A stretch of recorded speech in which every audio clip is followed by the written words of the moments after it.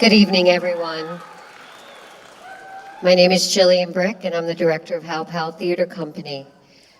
I'm so excited to present this show to you tonight. It's originally a book by Roald Dahl called Matilda, and it's about a little girl who lived with parents that weren't very nice to her. And then along comes Miss Honey, her teacher, and it's the story of how the two of them form a relationship, and throughout that time, Matilda develops some magical powers. She uses them to protect herself and to keep herself safe. And she tells all of these stories to Miss Phelps, a librarian. But in the end, it is a happy ending. Matilda does end up with Miss Honey. Oops, I just gave you the end of the story, but that's okay. And they live happily ever after. So it's a kind of story that Hal Pal Theater Company loves to tell. I'm very excited and thrilled to present to you Matilda the Musical.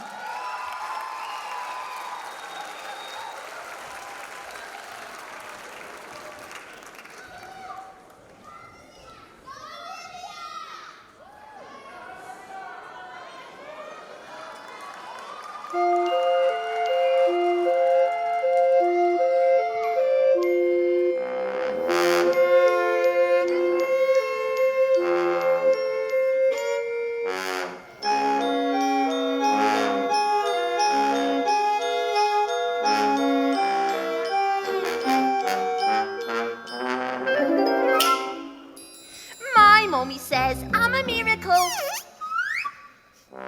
My daddy says I'm a special little guy. I am a princess. And I am a prince. Mother's I'm an angel sent up from the sky. My daddy says I'm a special little soldier. No one is as handsome, strong as me. It's true he indulges my tendency to bulge, but I'm his little soldier. Up 2, 4, 3. My mommy says I'm a miracle. One look at my face and it's plain to see. Ever since the day Dog told the umbilical cord, it's been clear there's no peer for a miracle like me. My daddy says I'm a special little soldier. No one is as bold or tough as me. As my daddy told ya, one day when I'm older, I can be a soldier. Shoot you in the face. One can hardly move for beauty and brilliance these days. It seems like there are millions of these, one in a million these days. Specialness is hysterica, above average is average, go figure. Is it some modern miracle of calculus that such frequent miracles don't render each one unmiraculous? My mommy says I'm a miracle. One look at my face and it's plain to see. Ever since the day Dog told the umbilical cord, it's been clear there's no peer for a miracle like me. My mommy says I'm a precious Carolina. She has ever seen pretty Berlina. She says if I'm keen I have to cut on all the cream, but I'm a Berlina, so give me more cake. Take another picture of our angel from this angle over here. She is clearly more emotionally developed than her peers. What a dear! Oh, honey, look at mommy. Don't put honey on your brother. Smile for mommy, smile for mother. I think she blinked. Well, take another. Haven't seen her school report. She's got a C on her report. What? In the school, the teacher's clearly gone short. She's just delightful. So hilarious and insightful. Might she be a little brighter than her class? Oh, yes, she's definitely advanced. Take another picture of our angel. I'm a miracle. One look at All my I face see and is it's that plain she to is the see. cutest here, my Ever right. since the day Look at mommy, next to mommy. Don't put honey on your brother. Smile for mommy, smile for mother. We'll take another. Mommy says I'm a miracle, and I'm as tiny and as shiny as a miracle. You can be all cynical, but it's the truth of miracle. There's never been a miracle like miracle as miracle as. Is this going to take much Longer, doctor. I've got a plane to catch at 3. I'm competing in the biannual International Amateur Salsa and Ballroom Dancing Championships in Paris. You're getting on a plane, Mrs. Wormwood. Of course I am, doctor. I always compete. And this year, I've got my secret weapon, Rudolfo. He's part Italian, you know. Very supple, and he has incredible upper body strength. I think we should have a talk. So what is it? What's wrong with me? Mrs. Wormwood, do you really have no idea? Winter. Mrs. Wormwood, I want you to think very carefully. What do you think might be the cause of, well, this? Am I? Look, am I fat? Mrs. Wormwood, you're pregnant. What? You're going to have a baby. But I've got a baby. I don't want another one. Isn't there something you could do? You're 9 months pregnant. Antibiotics are... Oh, good Lord. What about the biannual International Amateur Salsa and Ballroom Dancing Championships? Oh, my God. A baby, Mrs. Wormwood, a child. The most precious gift that the natural world can bestow upon us has been handed to you. A brand new human being, a life, a person, a wonderful new person is about to come into your life to bring love and magic and happiness and wonder.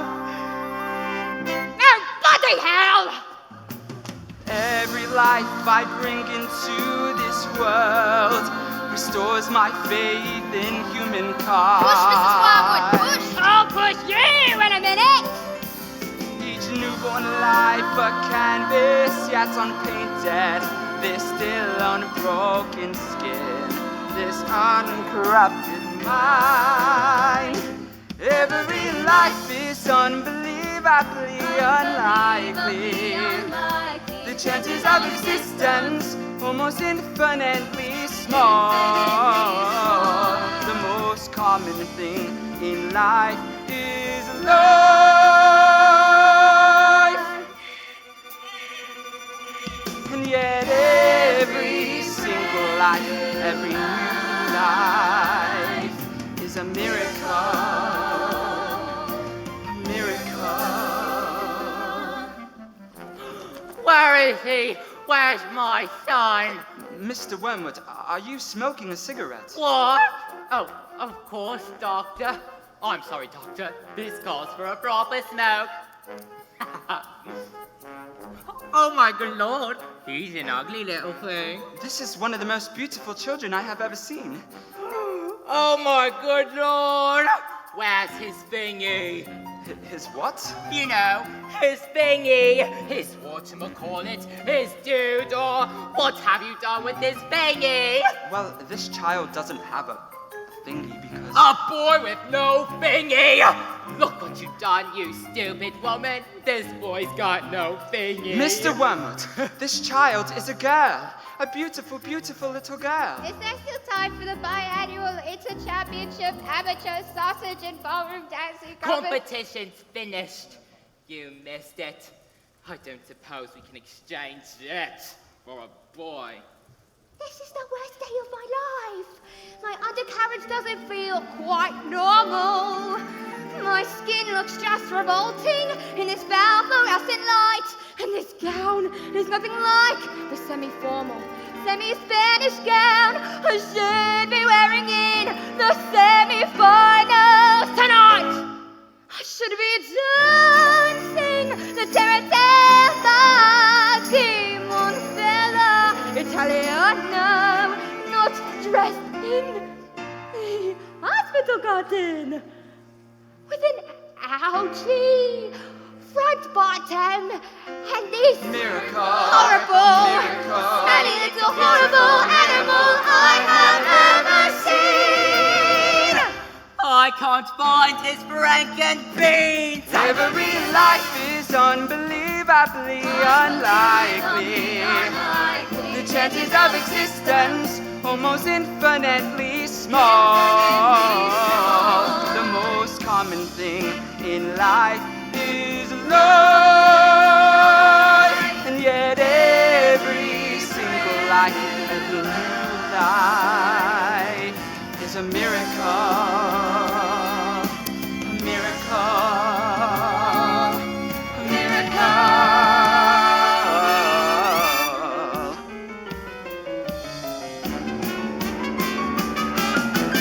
My mummy says I'm a miracle. One look at my face and it's plain to see. Ever since the day Donald Trump, the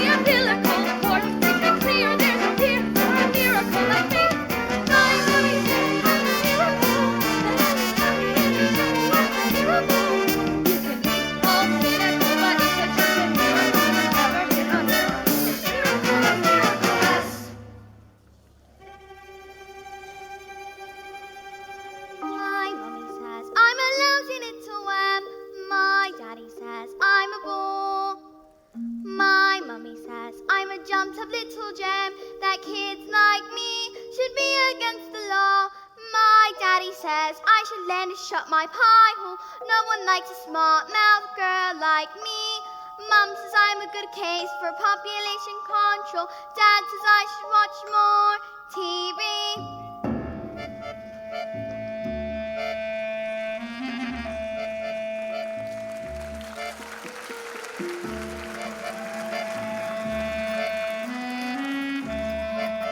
Yes, sir. That's right, sir. 155 brand new luxury cars, sir. Are they good runners? Well, let's put it this way. You wouldn't beat them in a race.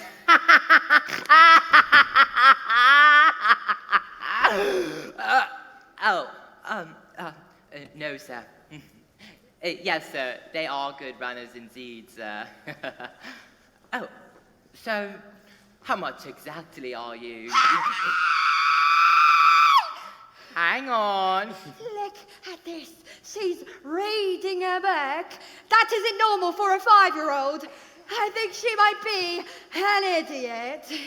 Listen to this. It was the best of times. It was the worst of times. It was the age of wisdom.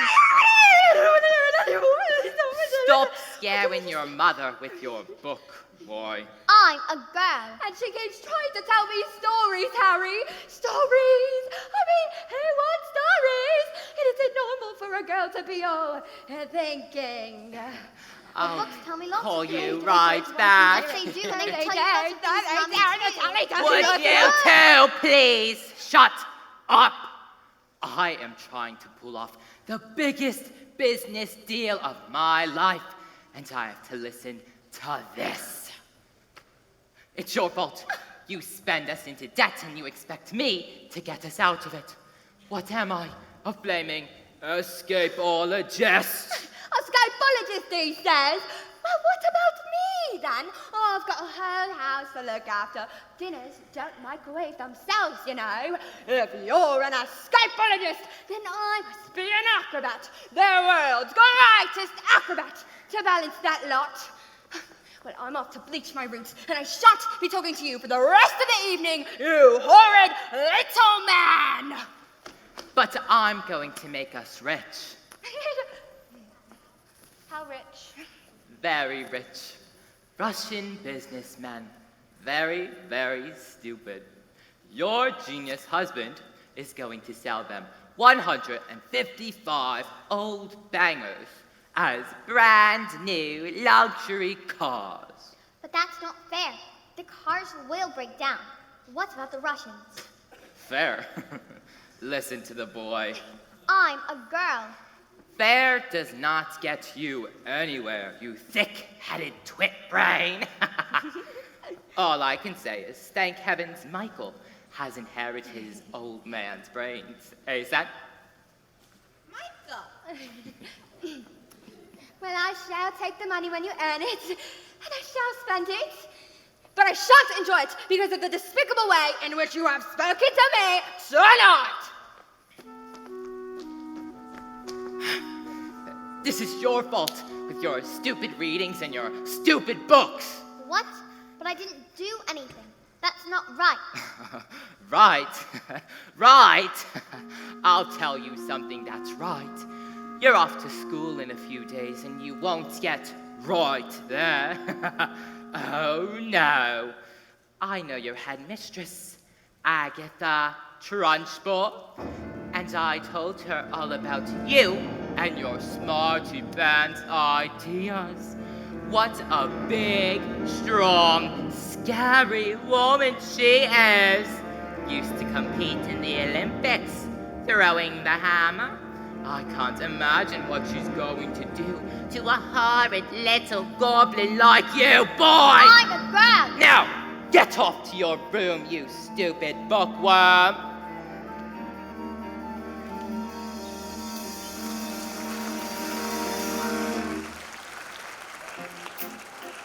Jack and Jill went up the hill to fetch a pail of water. So they say the subsequent fall was inevitable. They never stood a chance, they were written at way. Innocent victims of their story. Like Romeo and Juliet, 'twas written in the stars before they even met. That love and fate and a touch of stupidity would rob them of the hope of living happily. The endings are often a little bit gory. I wonder why they didn't just change their story. We're told we have to do what we are told, but surely sometimes you have to be a little bit naughty. Just because you find that life's not fair, it doesn't mean that you just have to grin and bear it. If you always take it on the chin and wear it, nothing will change. Even if you're little, you can do a lot you must, and that's a little thing like little stop you. If you sit around and let them get on top of you, might as well be saying you think that it's okay, and that's not right. And if it's not right, you have to put it right. Platinum blonde hair dye, extra strong, keep out of reach of children. Oil of violet hair tonic for men. Yep.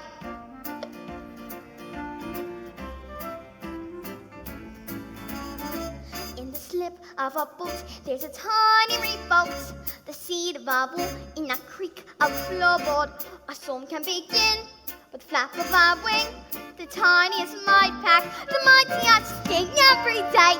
Start with the tick of a clock, all escapes. Start with the click of a lock if you're stuck in your story. And once you get out, you don't have to cry, you don't have to shout. 'Cause if you're little, you can do a lot you must, and that's a little thing like little stop you. If you sit around and let them get on top of you, won't change a thing. Just because you find that life's not fair, it doesn't mean that you just have to grin and bear it. If you always take it on the chin and wear it, you might as well be saying you think that it's okay, and that's not right. And if it's not right, you have to put it right. But nobody else is gonna put it right for me. Nobody but me is gonna change my story. Sometimes you have to be a little bit naughty.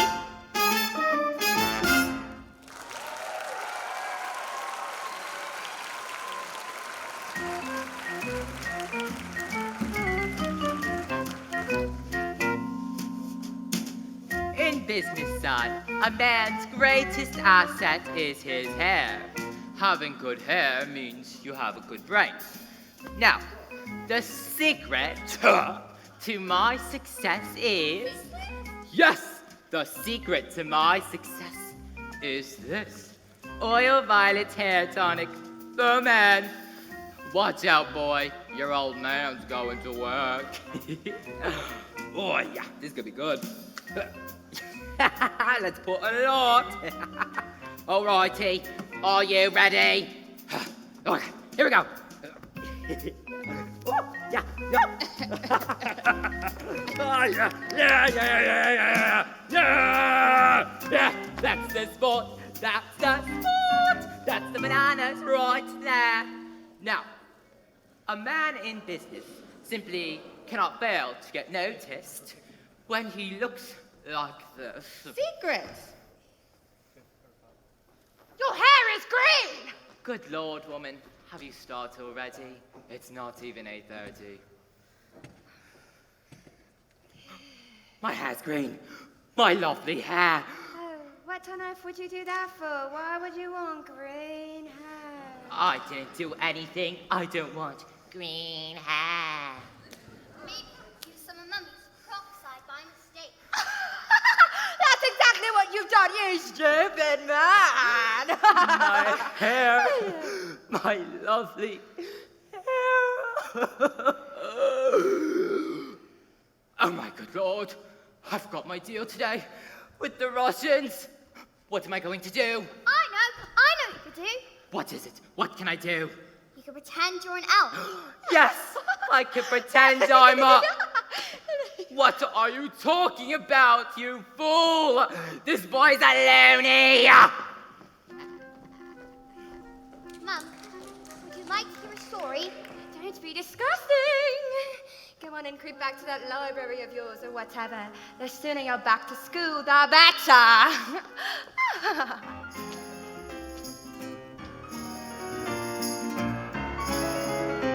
Matilda! What a pleasure to see you here in the library again, are we? Yes. My mum wanted me to stay home with her. She hates it when I go out. Dad, too. He misses me so much. But I think it's good for grown-ups to have their own space. Your parents must be so proud to have a girl as clever as you. And do you tell them lots of stories like you do with me? Oh, I love your stories, Matilda! And I'm not hinting or anything, but if you did happen to have a story you wanted to tell me. Goodbye, Miss Phelps. See you next week. Goodbye, Miss Honey, and good luck with the Tolstoy. As I was saying, Matilda, I'm not hinting or anything, but if you did happen to have a story you wanted to tell me, I could. Who was that lady? That lady? That was Miss Honey. She's going to be your teacher. That lady. That lady is my... Yes, your teacher. Now look, are you going to tell me a story or not? Once upon a time.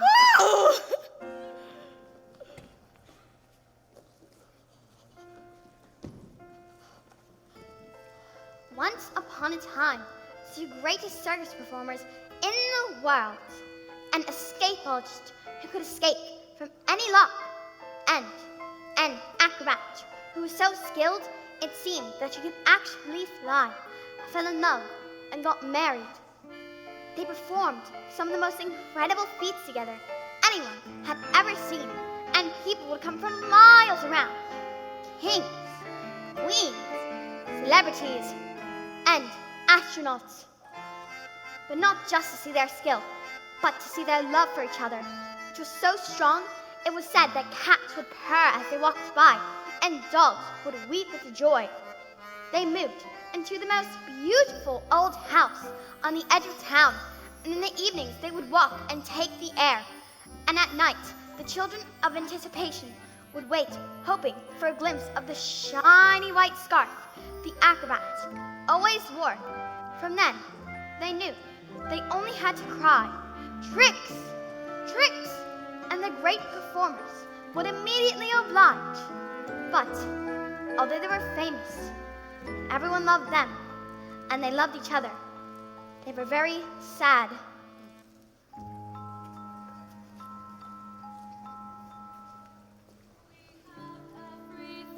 "We have everything the world has to offer," said the wife. We have everything. "But we do not have the one thing in the world that we want most. But the one thing. We do not have a child." Patience, my love. "Patience, my love," the husband replied. "Time is on our side. Even time loves us." No, Matilda. But time is the one thing that no one is master of, and as time passed, they grew quite old, and they still had no child. And at night, they listened to the sound of their beautiful old house, and imagined how beautiful it would be if it was filled with the sounds of a child playing. Matilda, this is very sad. "Do you want me to stop?" Don't you dare! Their sadness overwhelmed them, which led them on to ever more dangerous feats, as their work became the only place they could escape from the inescapable tragedy of their lives. And so it was decided that they would perform the most dangerous feat ever known to man. It "It is is called. cold," said the escapologist who had gathered the world's press, who had gathered to listen with bated breath. "The burning woman hurling through the air with with dynamite in her hair, over sharks and spiky objects, caught by the man locked in the cage, and it is the most dangerous feat ever known to man."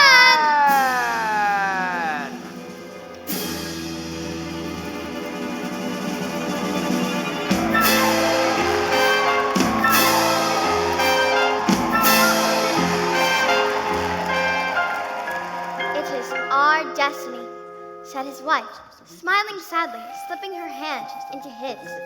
It is where the loneliness of life has led us. Well, what happened? I don't know. Not yet, anyway. What? But I isn't there some more? I mean, just a little bit. Isn't there a little bit more?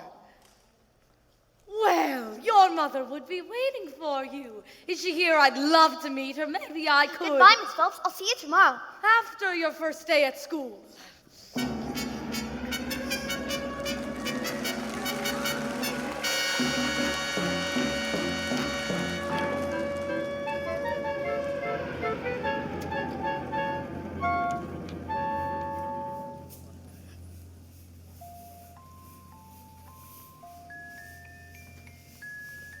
My mommy says I'm a miracle. My daddy says I'm a special little guy. I am a princess. And I am a prince. Mom says I'm an angel. Mom says I'm an angel. Mom says I'm an angel. So you think you're able to survive this mess by being a prince or a princess? You will soon see there's no escaping tragedy. And even if you put in heaps of effort, you're just wasting energy. Because your life as you know it is ancient history. I have suffered in this jail. I've been trapped inside this cage for ages. This living hell. But if I try, I can't remember. Back before my life had ended. Before my happy days were over. Before I first heard the pealing of the bells. Like I was curious. So innocent I asked 1,000 questions. But unless you want to suffer, listen up and I will teach you a thing or two. You listen here, my dear, you'll be punished with living princess. Out of line, the two clients will be done. And remember to be extremely careful.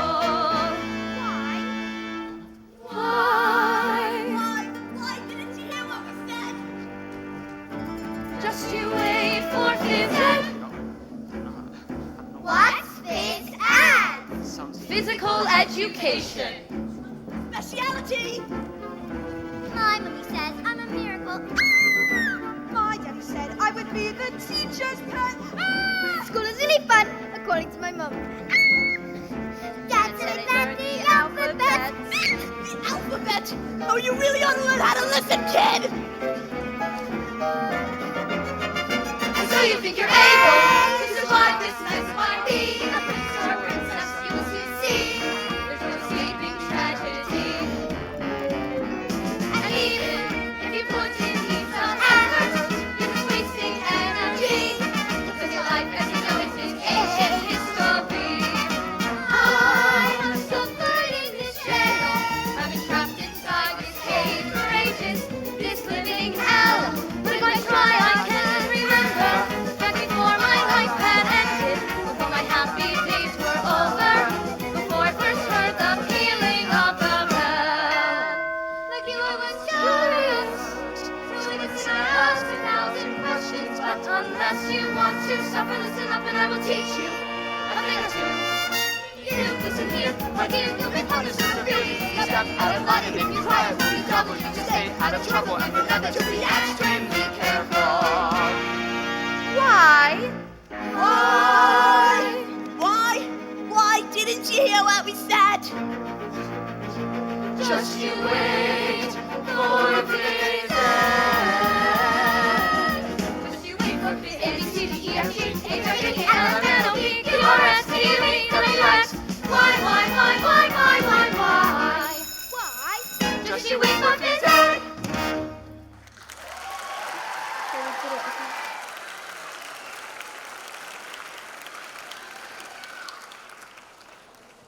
Good morning, children. My name is Miss Honey, and today is a very special day, your first day at school.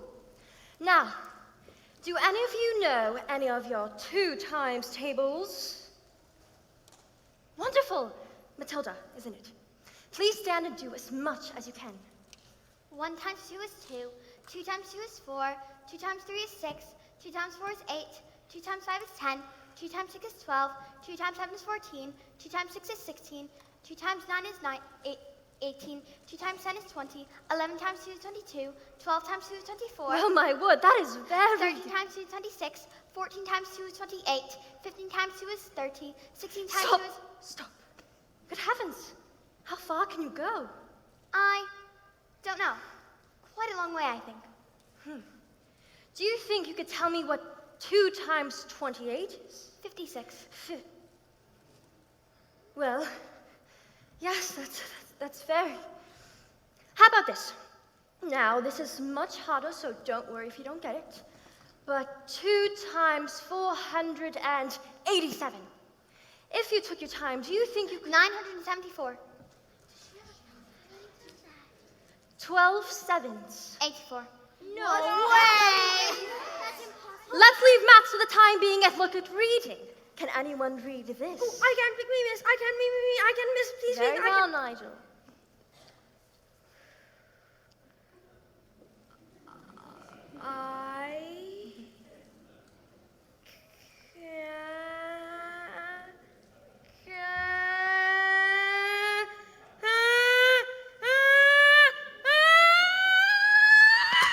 Yes, I think we better leave it there, Nigel. We don't want you to burst a blood vessel on your first day. Lavender. Is the first word tomato? No, but tomato is a very good word. Yes. Matilda. I can now read words. So, Matilda, you can read words. Well, yes. I needed to learn to read words so that I could read sentences, because basically a sentence is just a big bunch of words. And if you can't read sentences, you've got no chance with books. And have you read a whole book yourself, Matilda?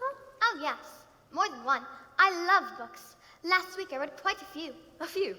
In a week? My, that is good. What books did you read? Nicholas Nickleby, Oliver Twist, Jane Eyre, The Lord of the Rings, Him, The Invisible Man, The Secret Garden, Crime and Punishment, and Sick of the Dump.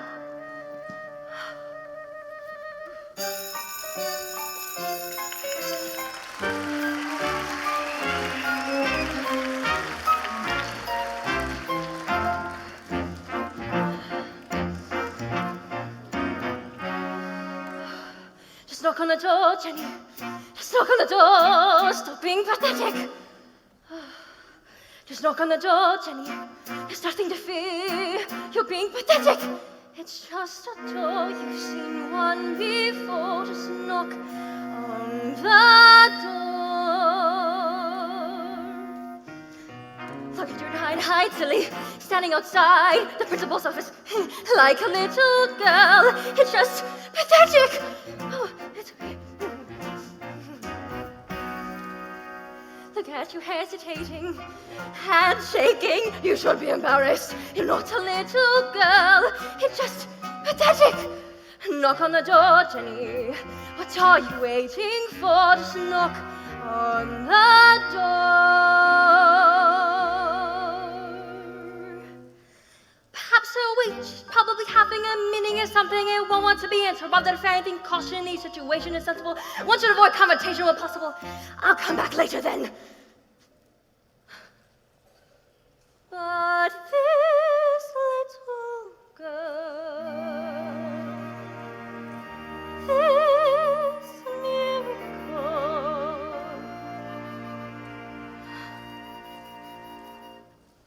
just knock on the door, Jenny! Just knock on the door! Stop being pathetic! Enter. Well, don't just stand there like a wet tissue. Get on with it. Well, yes, Miss Trunchbull, there's... In my class, that is, there is Matt, a little girl called Matilda Wormwood, and... Oh, Matilda Wormwood. Daughter of Mr. Harry Wormwood, who owns Wormwood Motors. Excellent man. Told me to look out for the old brat, though. Said she's a real wart. Oh, no, headmistress, I don't think Matilda Woodward is that kind of child at all. What is the school motto, Jenny? Bambanatum Espagitum. Bambanatum est magatum. Children are maggots. In fact, it must have been her who placed that stink bomb under my desk this morning. I'll have her for that. Thank you for suggesting it. But I didn't! Miss Trunchbull, Matilda Wormwood is a genius. Nonsense. Haven't I just told you that she is a gangster? She knows her times tables. So she's learned a few tricks. But she can read. So can I. I have to tell you, Headmistress, that this little girl should be placed in the top form with the 11-year-olds. What? But she is a squib, a shrimp, an unhatched tadpole. We cannot just place her in with the 11-year-olds. What kind of a society would that be, Jenny?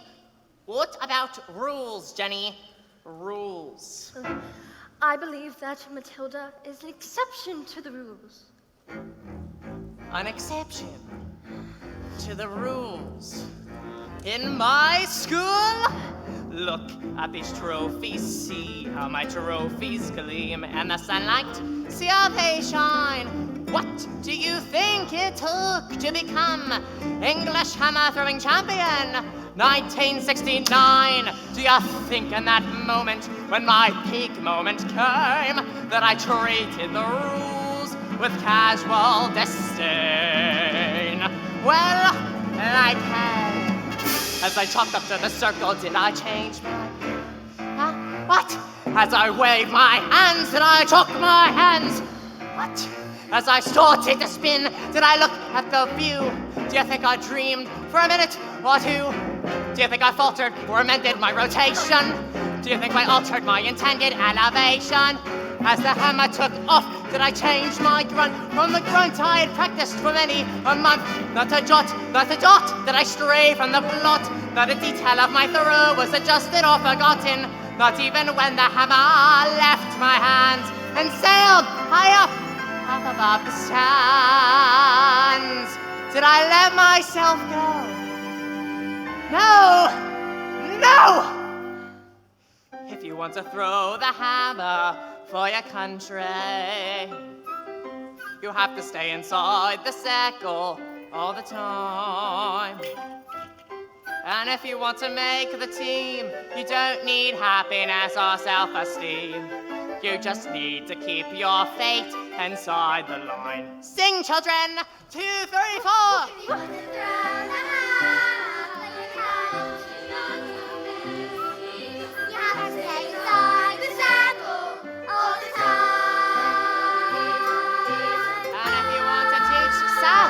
You don't need sympathy or tenderness. You need to force the little squid to toe the line. Sing, Jenny. 2, 3, 4. If you want to go and love for your country, you have to stay inside the circle all the time. I apply just one simple rule to hammer throwing life in school. Life's a ball, so learn to throw it. Find the volley line and tow it. And always keep your fate inside the line. Now get out! I must tell you, Headmistress, that it is my intention to help this little girl, whether you like it or not.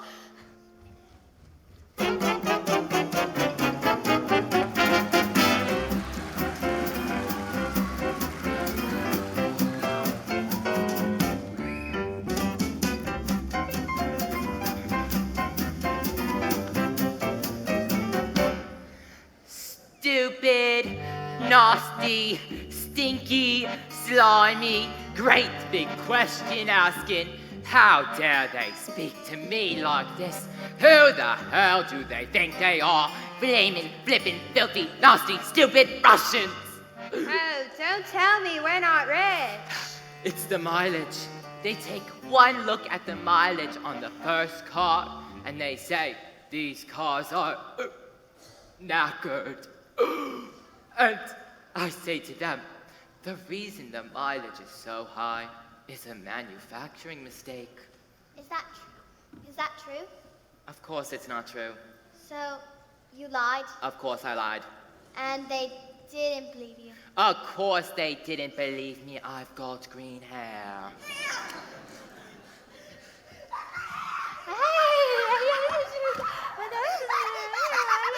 And what's this? Another flaming book? What's wrong with the telly? She's got no respect for that one. It's all facts and stories! No, no. It's a lovely book. You should read it. Honest. Lovely. Here's what I think about your lovely. No,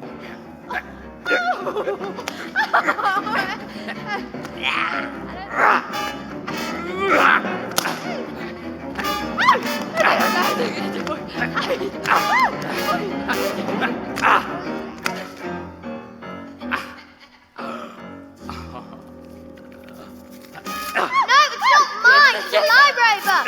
It's from the library. It's not mine. Shut it, little brat! It's not mine. It's from the library. Now, get out of here, you little stinkworm. Do we have any super glue? Oh my God. In the cupboard. And while you're at it, why don't you super glue your stupid book to your stupid head?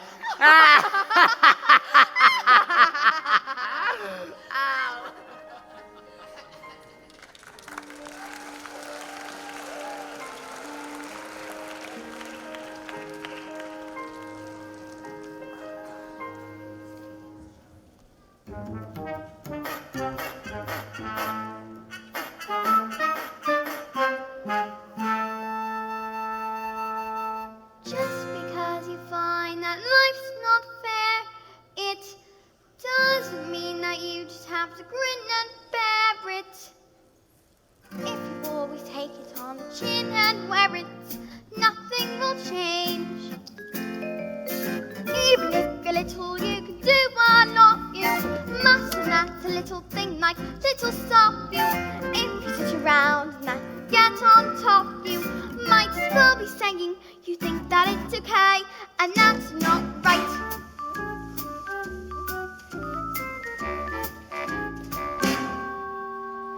I've got my eye on you, boy. I'm a girl.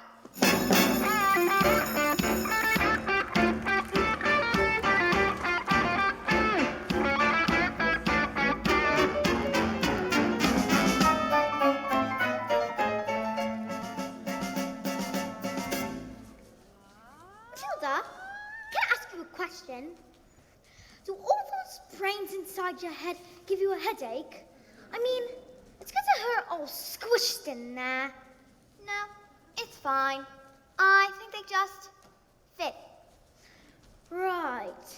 Well, I better hang around just in case.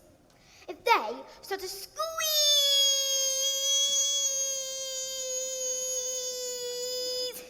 out of your ears, you're going to need help. I'm Lavender, and I think it's for the best if we're best friends.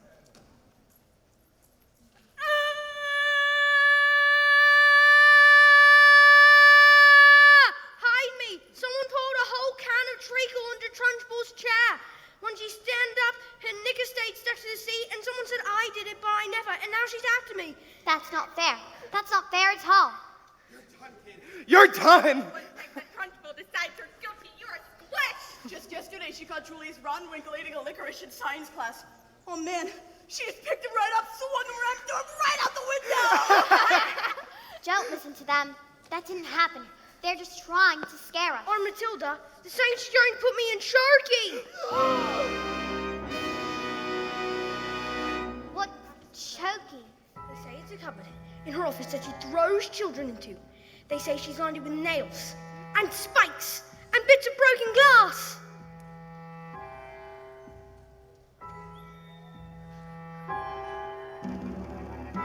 It's a place. You are certain if you haven't been good. And it's made of spikes and wood. It isn't wide enough to sit. And even if you could, There are nails on the bottom. so you'll wish you stood.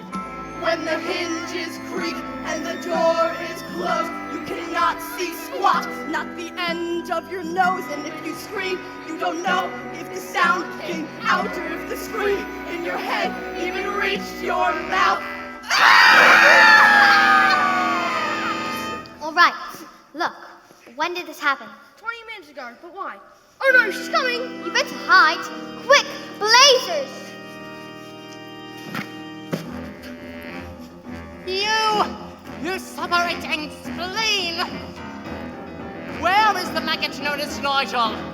He's over there, under those coats. Where he's been for the last hour, actually. What? An hour? Oh, yes. You see, unfortunately, Nigel suffers from a rare but chronic sleeping disorder, narcolepsy. The condition is characterized by the sufferer experiencing bouts of chronic fatigue and falling asleep without any knowing or warning at all. You see, he fell asleep, and we put him under these coats for safety. Didn't we? Didn't we? Oh yeah, 100%. Narcolepsy. Yeah. He'll probably think he's in bed when he wakes up. Is it time for school yet, Mum? Hello. What am I doing here? Why, this isn't my bedroom at all. Oh, hello, Miss Trunchbull. Amanda Thread! Yes, Miss Trunchbull? What did I tell you about pigtails?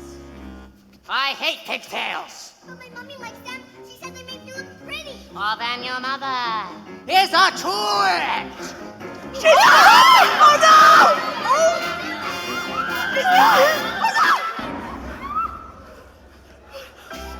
Oh my God! She's up! Where is she at? Where is she? Right over there! Where? Right over there! I don't see her. Look harder, kid! Oh, there she is. There! Oh my God, she's coming! Oh no! She's coming into land! She's coming!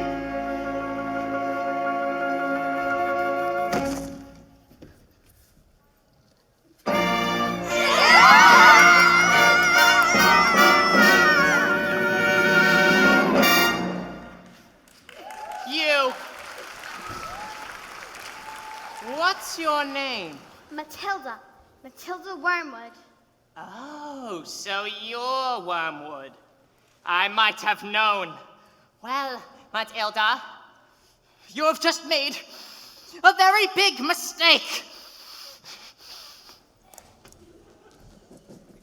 Just so you all know, she's my best friend.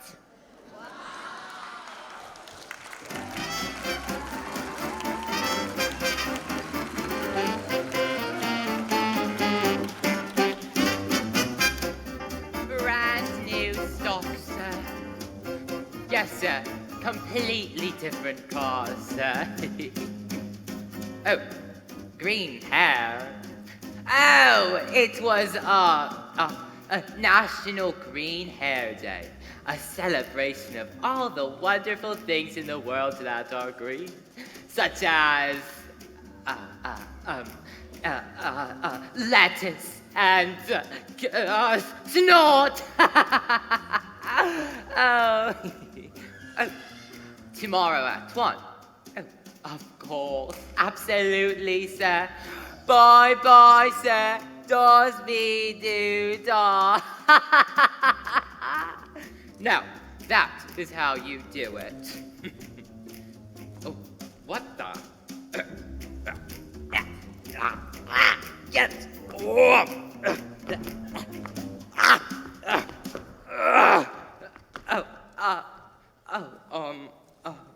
I'm just going to leave this on.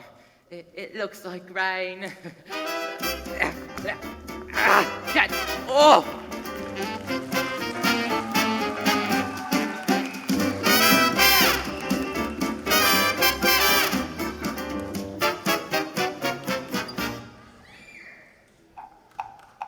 Who is it? Oh, Hello, my name is Miss Honey, Matilda's teacher. Bit busy right now. It'll only take a moment. Oh, well, come in if you must. This is Rudolph. Oh, no, it's nothing like that. He's my dance partner. We're rehearsing.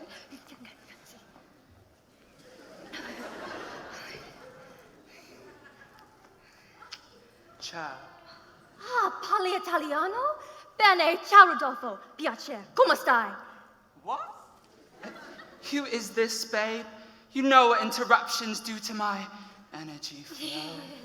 Okay, what do you want, Miss Chutney? It's Miss Honey. Well, as you know, Matilda is in the bottom class, and children in the bottom class aren't really expected to read. Then stop her reading, then. Lord knows I've tried. I'm in the zone, darling. I can feel it in me hips. Don't waste this. Look, I'm not in favour of girls getting all clever pants, Miss Hussy. A girl should think about hair dye and makeup. Looks are more important than, well, books. Now look at you and look at me. You chose books. I chose looks. I beg your pardon? Babes, I'm on fire here, please. But Matilda can calculate complicated figures in a head in an instant. Calculate this. Oh, fantastic! Her mind is incredible. With a little help from us, she could... Hey, mind. You really don't know anything, do you? Somewhere along the way, my dear, you've made an awful error. You wouldn't blame yourself now. Come along. You seem to think that people like people who are clever. It's very quaint. It's very sweet. But wrong. People don't like smarty pants would go round claiming they know stuff we don't know. Now here's a tip. What you know matters less than the volume with which what you don't know is expressed. Content has never been less important. So you have got to be loud. Girl, you got a lot to stand out and stick out from the crowd. Whee! A little less flat, a lot more hair, a little less fat, a lot more feel, a little less brains, a lot more hair, a little less head, a lot more derriere.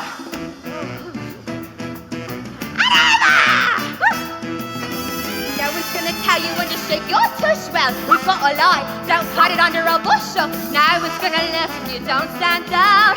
No one's gonna listen if you don't share. No one's gonna care if you don't care.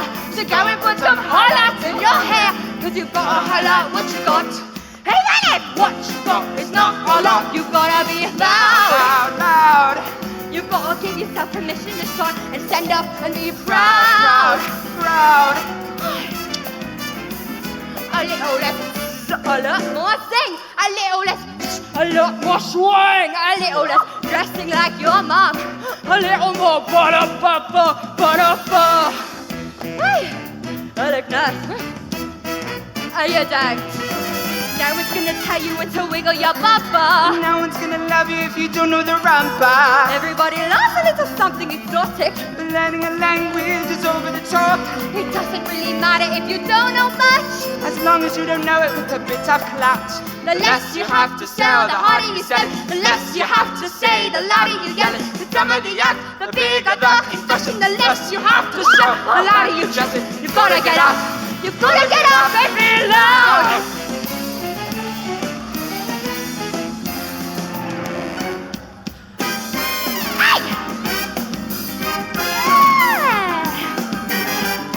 Daisy. Ay, ay, ay, ay, ay, ay! Oh.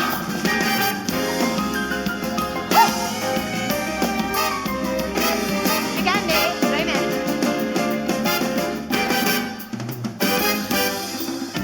my school. Stand! Oh, there's a stand. You've got to be loud. Sing out in the crowd. Are you listening? You've got to be loud. Be proud. You think you're clever. Whatever. Loud. You've got to be loud.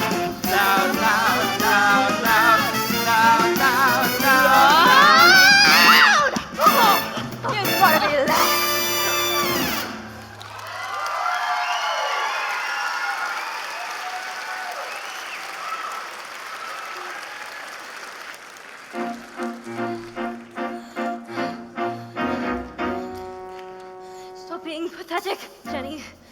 Just get on your feet, Jenny. You're going to march in there and give him a piece of your mind. Leave it alone, Jenny.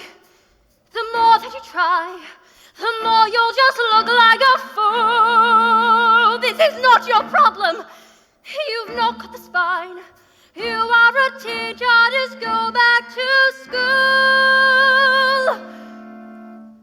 But this little girl, this miracle, she seems not to know that she's special at all. And what sort of teacher would I be if I let this little girl fall? I can see this little girl needs somebody strong. Right by her side. Instead, she's found me. Pathetic little me. And another door closes. And Jenny's outside.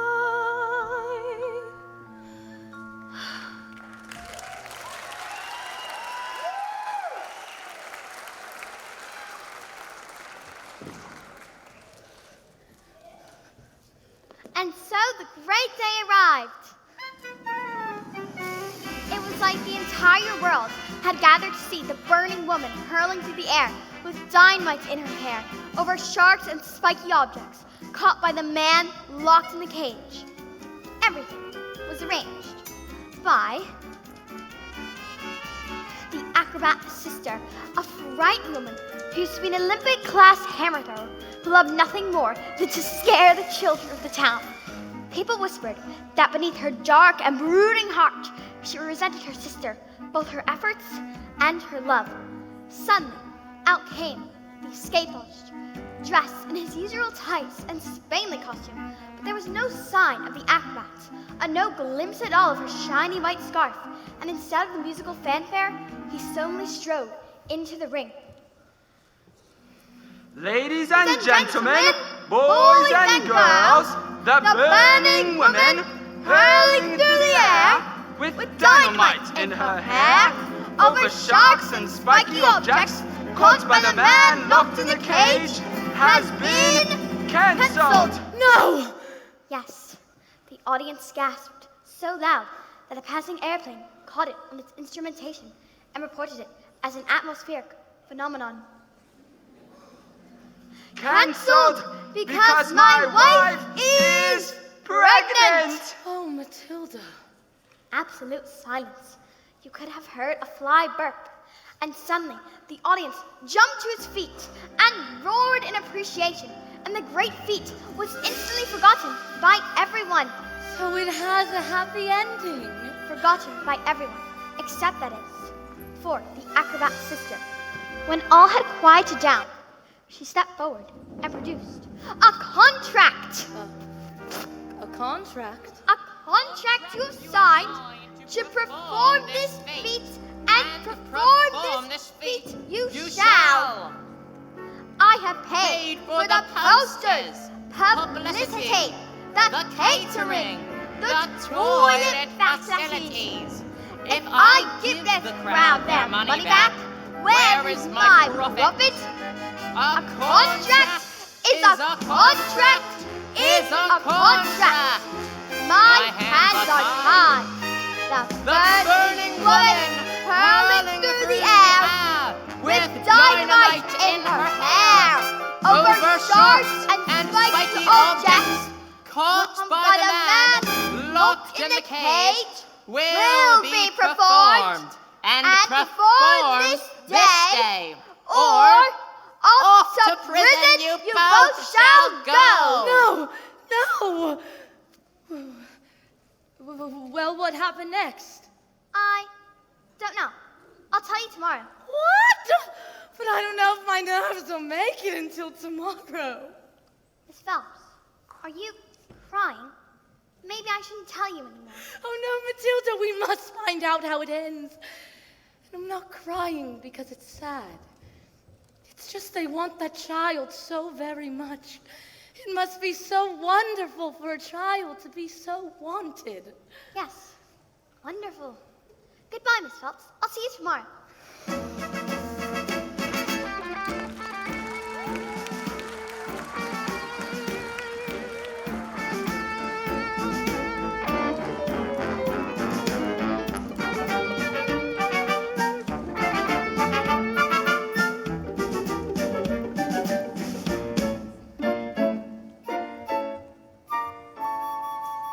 Matilda, can I speak to you, please?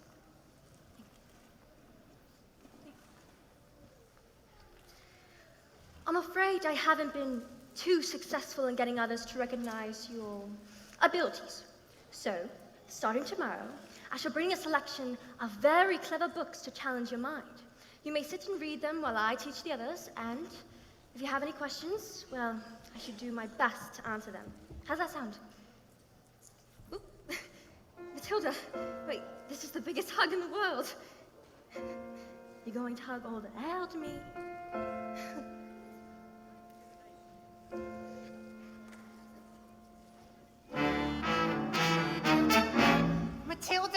Matilda, where is... Yes, Mr. Trunchbull? So you admit it, do you? Admit what, Mr. Trunchbull? This plot, this foul carbuncle of a human being is none other than a disgusting criminal, a denizen of the underworld, a member of the mafia. This morning, you sneaked like a serpent into the kitchen and stole a slice of my private chocolate cake from my tea tray. No, I did not. Mrs. Trunchbull, Matilda's been here all morning. Sticking up for the little spitball now, are you? Well, this crime took place before school started. Therefore, she is guilty. Okay, look, all right, I stole the cake. And honestly, I was kind of, sort of, not really about to and up to it. Maybe. But the thing was, I was having trouble with my belly. And the Trunchbull's cake was so good! But then I scoffed it down too quick. And now, it's beginning to bite back. Oops. See? I'm not guilty. I didn't do anything. You are guilty because you are a fiend. You are a crook. You are a thief. And I shall crush you. I shall pound you. I shall consign you to the seventh circle of the underworld, child. You shall be destroyed.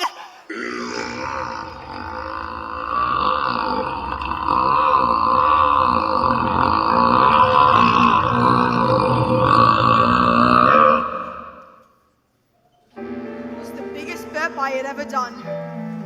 The biggest burp I had ever heard. The biggest burp I've ever heard about. It was like the entire world went silent for that one burp to exist. And as my big, chocolatey burp wafted across the classroom, past Lavender, past Alice, and then past Matilda, and now my big, beautiful chocolatey Bep, which now seemed to have a mind of its own, wafted right into the face of the trench bull.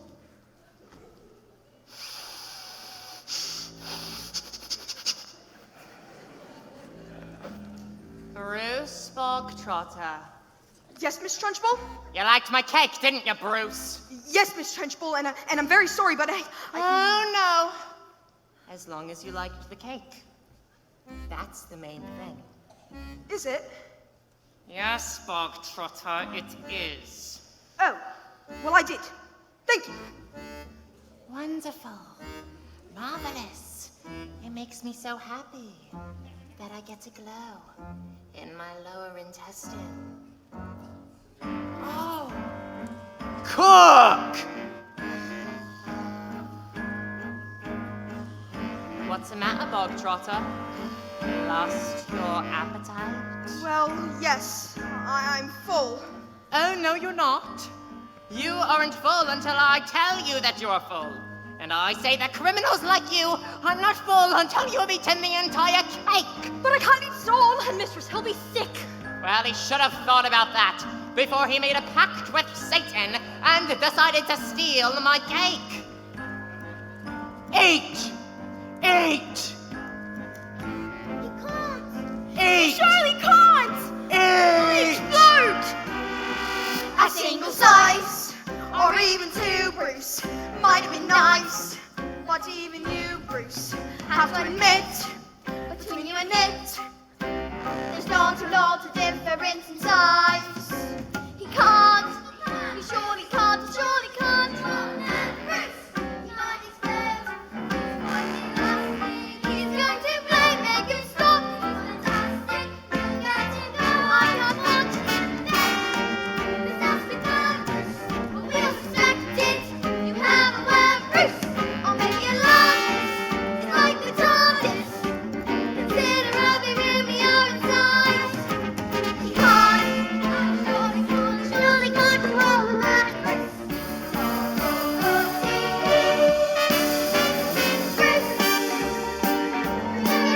Nothing to abuse. You're a masterpiece. Conscious. Never thought you were breaking the news. We never thought it was possible. But here it is coming true. We can have our cake and eat it too. Time is up. Let that ugly come to use. No excuse. When I rock the bubbles, I think you want your trousers loose. Oh, stuff it in. You're almost finished. You'll bet it in. Whatever you do, just don't give in. Don't have to win. Come on, Bruce, be our hero. Cover yourself in chocolate glory. Too much! It's just too much! Come on, Bruce, do it. Quiet!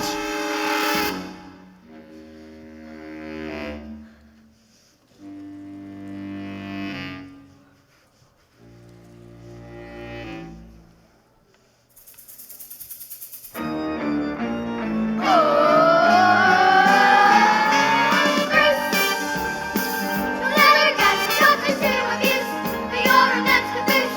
You hold the truth, Bruce. Never thought you completely could forgive. We never thought it was possible. But here it is coming true. We can have our cake and eat it.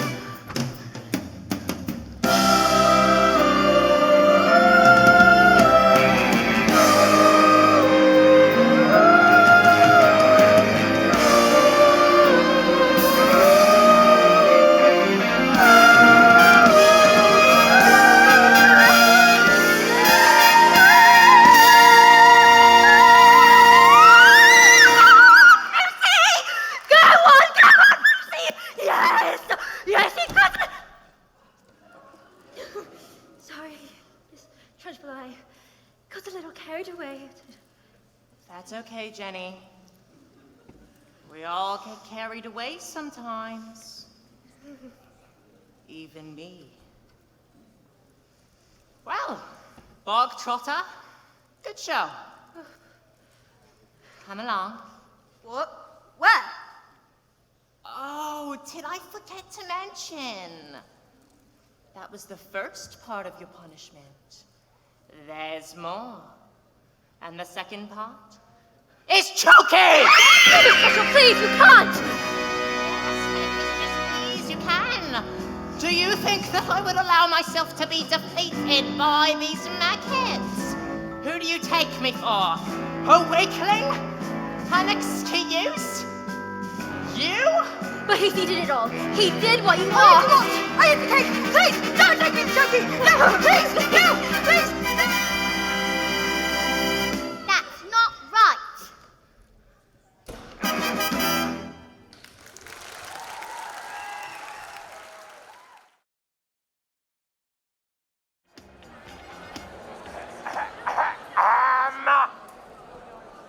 Sit down!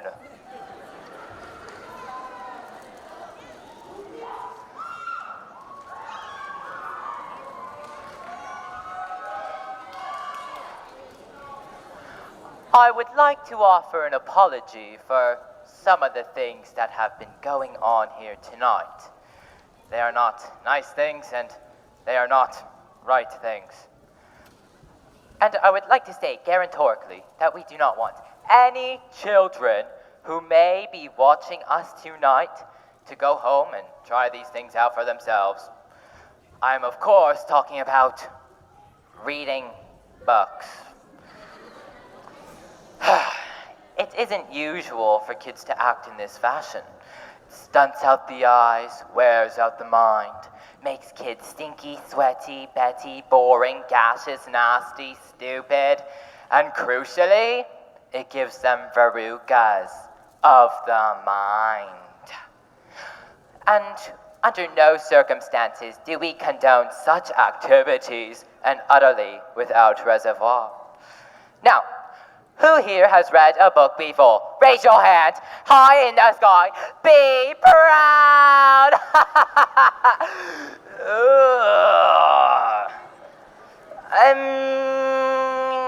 You. What's your name? Andrew. What a lovely name.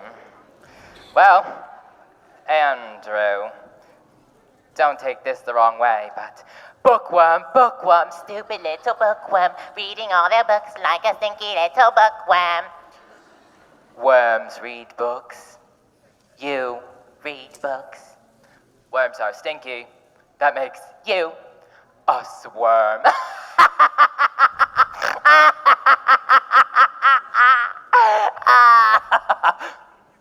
There.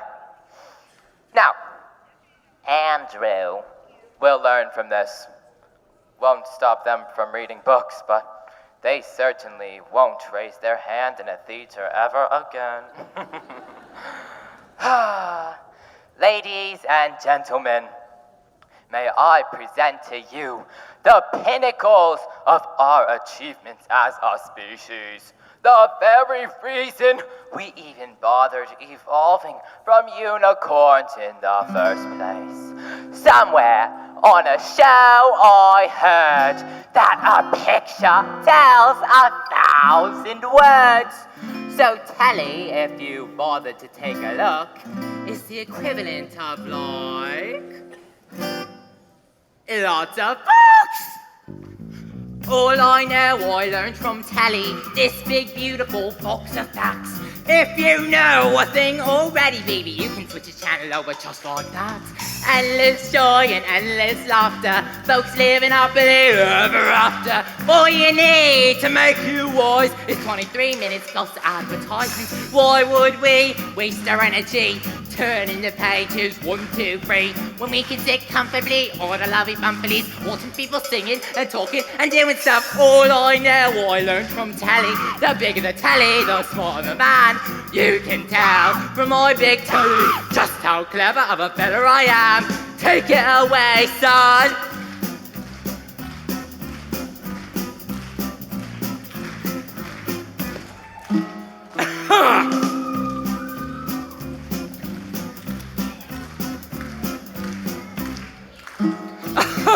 You can't can't learn that from a stupid book. All I know I learned from telly what to think and what to buy.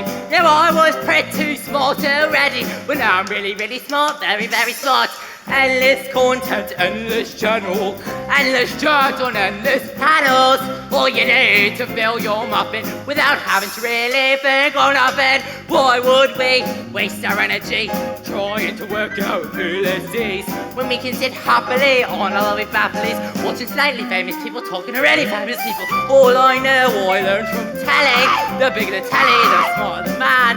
You can tell from my big telly just how clever of a fella I am. Who the Dickens is Charles Dickens? Mary Shelley, oh she's unsmelly.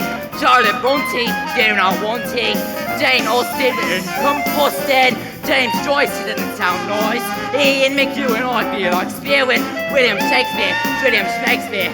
Moby Dick, hey, easy grammar. All together now. All I know, I learned from telly. The bigger the telly, the smarter the man. You can tell from my big telly what a very clever fella I am. All right.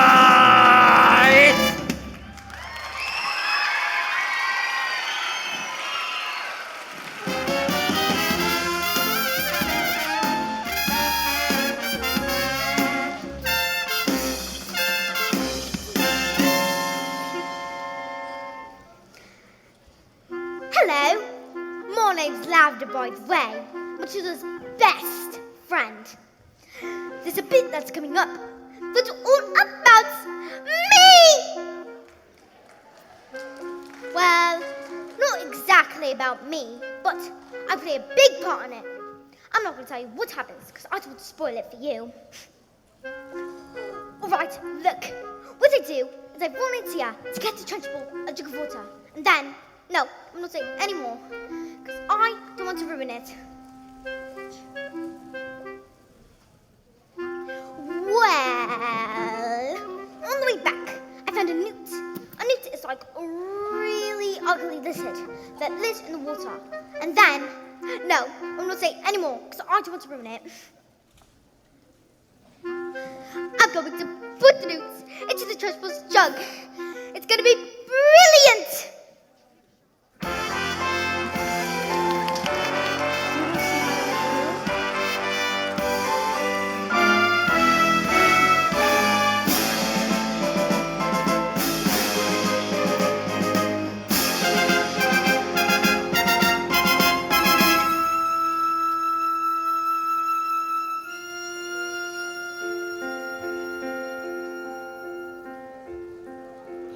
When I grow up, I will be tall enough to reach the branches that I need to reach to climb the trees you get to climb when you're grown up. And when I grow up, I will be smart enough to answer all the questions that you need to know the answers to before you're grown up. And when I grow up, I will eat sweets every day on the way to work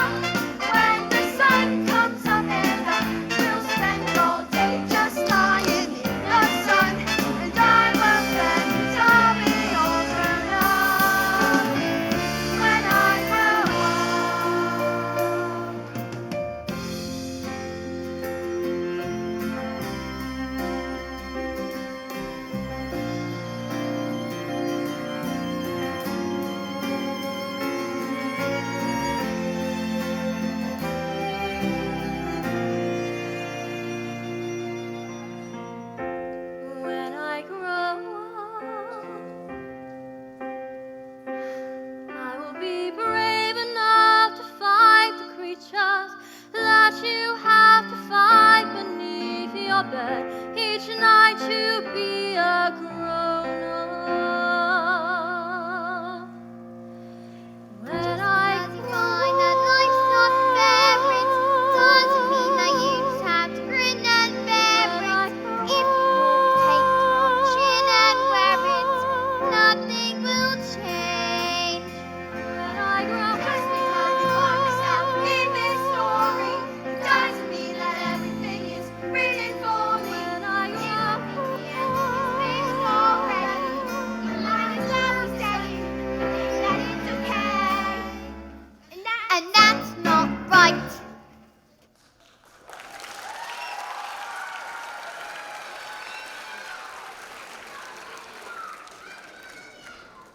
Matilda, how lovely to see you. Are you enjoying school?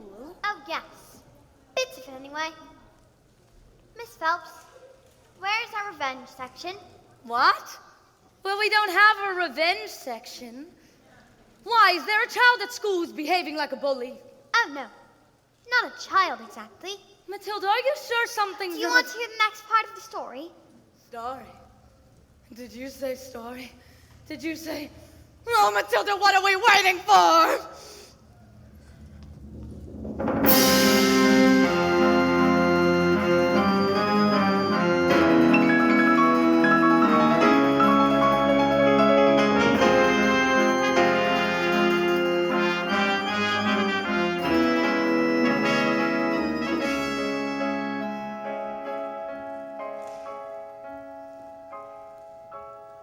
As they prepared themselves for the most dangerous feats that had ever been performed, the acrobat wound her shiny white scarf around her husband's neck. For luck, my love, she said, kissing him with the gentlest of kisses. Smile, we have done this 1,000 times. But suddenly, she hugged him with the biggest hug in the world, so hard that he thought she would hug all the air out of him. And so, they prepared themselves for the most dangerous feat that had ever been performed. The great escapologist had to escape from the cage, lean out, catch his wife with one hand, grab a fire extinguisher with the other, blow out the flames within 12 seconds before they reached the dynamite and blew his wife's head off. Woo! Sorry, go on. The trick started well the moment the specially designed dress was set alight. The acrobat swung into the air. The crowd held their breath as she hurled over the sharp and spiky objects. 1 second, 2 seconds. They watched as the flames ramped up on the dress. 3 seconds, 4 seconds. She began to reach her arms towards the cage. 5 seconds, 6 seconds. Suddenly, the padlocks pinged open and the huge chains fell away. 7 seconds, 8 seconds. The escapologist reached out one huge muscled arm to catch his wife and the child. 9 seconds, 10 seconds. Oh, I can't look. 11 seconds. He grabs her hand. And suddenly the flames are covered in ferns before they can both be blown to pieces. Hooray! So the story does have a happy ending after all. No. No. No. Maybe it was the thought of their child. Maybe it was the nerves. But the escapologist used just a touch too much of the phone, and her hands became slippy. And she fell. No.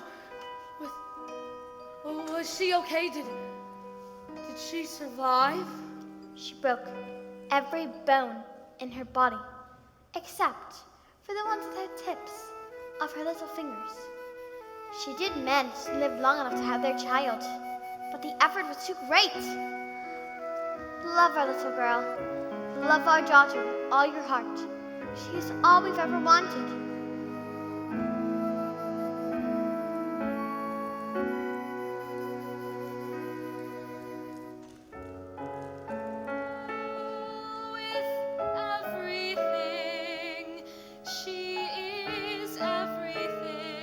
And then she died.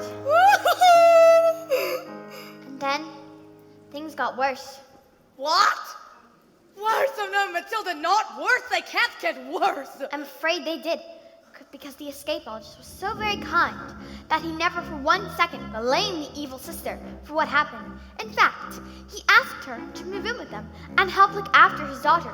She was nothing but cruel to the little girl, making her cook, wash, iron, and clean, and beating her as if she'd ever done a single thing wrong, but always in secret, so that the escapologist never suspected a thing. And so the little girl grew up with the most meanest, cruelest, horriblest aunt you can ever possibly imagine. Let's call the police! Miss Phelps, it's just a story. What? Oh, yes, of course. Matilda, you are so smart. Your parents must think they won the lottery having a child like you. Oh, yeah. Yeah, they do.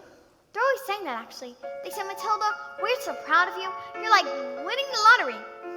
Yeah, I'd better go.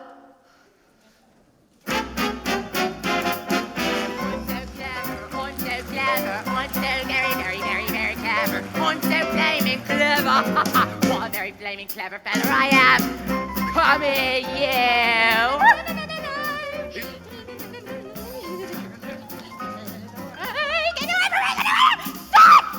There is only one man that I do that with. Gather round, everybody. I want my family to share my triumph. Not you, boy. I'm a girl. Ugh. 155 old bangers in my hands, all polished up. But it's the mileage on the clock that is telling the truth. That these cars are knackered. But how could I possibly make the mileage go back? I couldn't very well drive each car backwards, could I? When suddenly, I had the most genius idea in the world. I ran to my workshop, grabbed a drill, and using my incredible mind, I attached the drill to the speedometer on the first car, turned it on, and whacked it into reverse. Yes, boy, backwards, exactly. A drill's motor whirls backwards thousands of times a second. And within a few minutes, I had reduced the mileage on that old rust bucket to practically nothing. I did it to every single car. Stop talking now, darling! Oh, that's a good boy. Oh, that's a good boy. 10 minutes later, the Russians show up. Those nasty, ape-faced Russians with their expensive suits and dark-out sunglasses. Who the hell do they think they were? Russians are nocturnal. I saw it on a program last night. That was badgers. That was a program about badgers. Same thing. And did it work?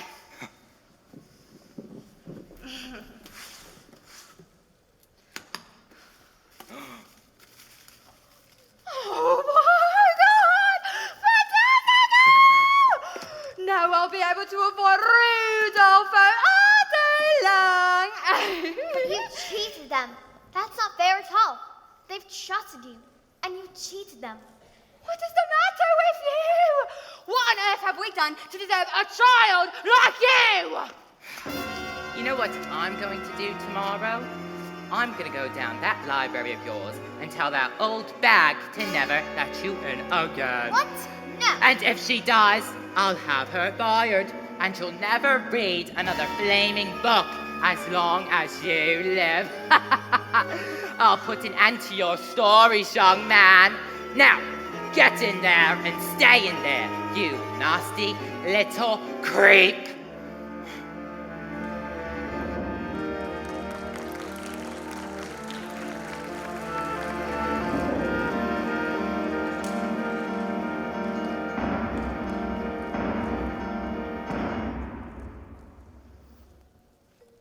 At night, the escapologist's daughter cried herself to sleep, alone in her room, never saying a single word about the evil Aunt Billy, as she didn't want to cause a fuss, so she suffered in silence. This only encouraged the woman to greater cruelties until one day she exploded. You are a useless, filthy, nasty little creep! And she beat her and threw her into a dank, dark, dusty cellar, locked the door, and went out.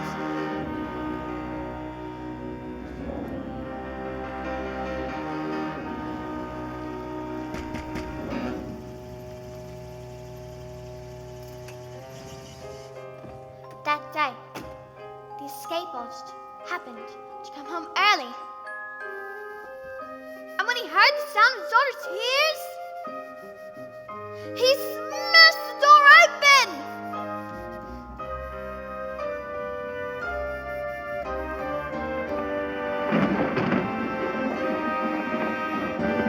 Don't cry, I am here, little girl. Please don't cry, dry your eyes, wipe away your tears, little girl.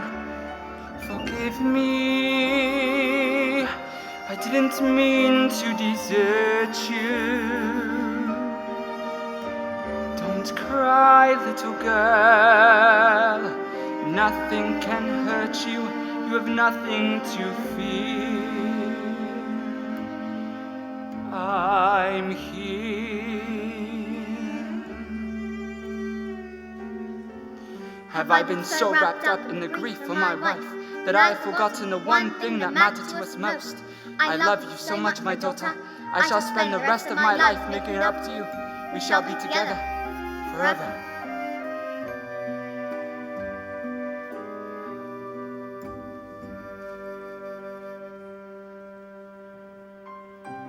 Don't cry, Daddy. I'm alright, Daddy. Please don't cry. Let me wipe away your tears. Forgive me. Daddy, forgive me. I didn't mean to desert you. I didn't want to upset you. Please, Daddy, Don't don't cry, little I'll be girl. alright. Nothing By can my hurt side, you. I You have have nothing to fear. I'm here.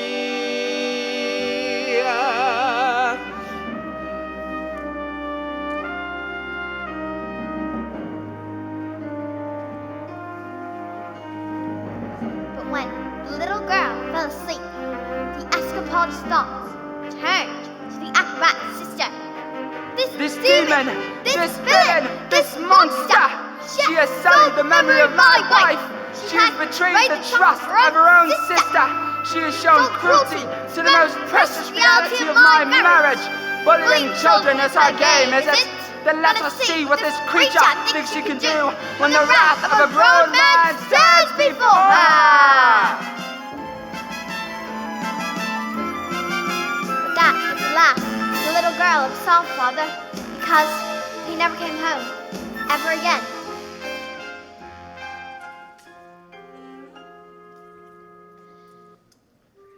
Matilda, I've got you those books we spoke about, so if you like. What are you doing with those books, woman? They're for Matilda. No, they are not. There is an age for reading and an age for being a filthy little toad. These are toads. Aren't you, Bog Trotter? Yes, Miss Trunchbull. Yes, Miss Trunchbull. Only Bog Trotter here is now a good toad. Sit. It has become very clear to me, Miss Honey, that you have no idea what you are doing. You believe in books and stories and kindness and fluffiness. That is not teaching. To teach the child, we must first break the child. Quiet, you maggots! But no one was speaking, Miss Trunchbull.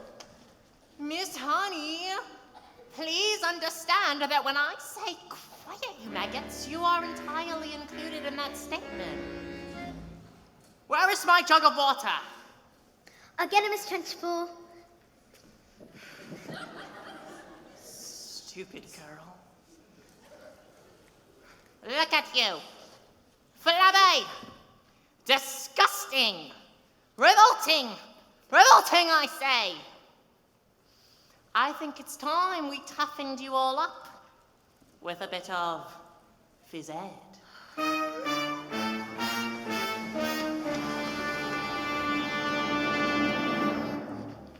The School of Light has started reeking. Quiet, maggots, when I'm speaking! Reeking with the most disturbing scent. Only the finest nostrils smell it, but I know oh too well it is the odor of rebellion, it's the bouquet of dissent. And you may bet your britches this headmistress finds this foul odoriferousness wholly, olfactorily insulting. And so to stop the stench's spread, I find a session of phys ed sorts them nearly rank from the revolting.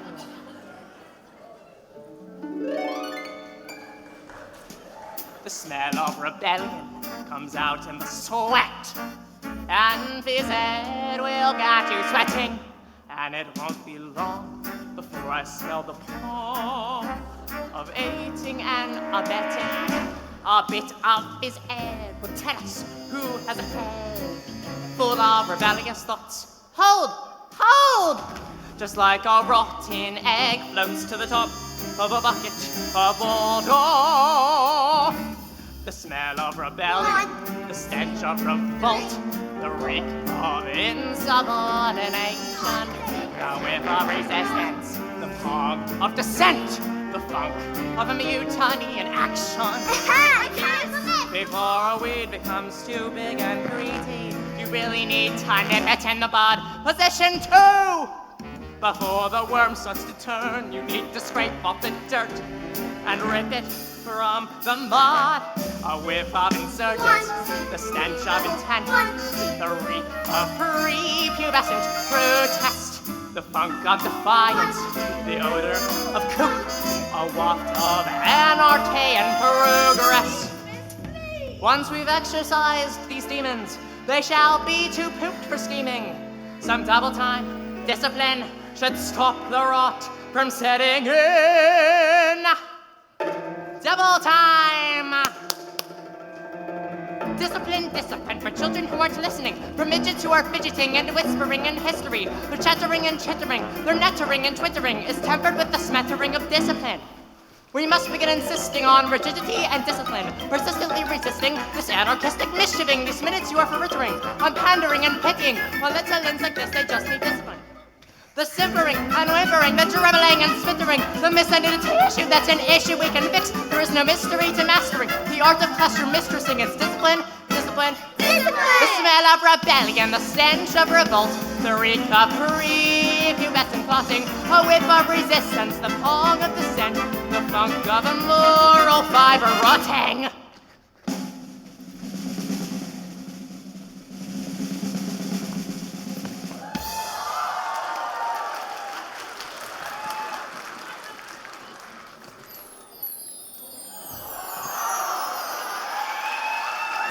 Imagine a world with no children.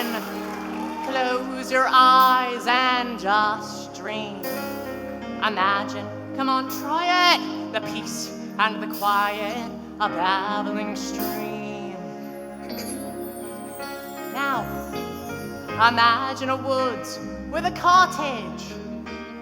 And inside that cottage we find a dwarf called Zeke, a carnival freak who can fold paper hats with his mind. And he says, don't let them steal your horses.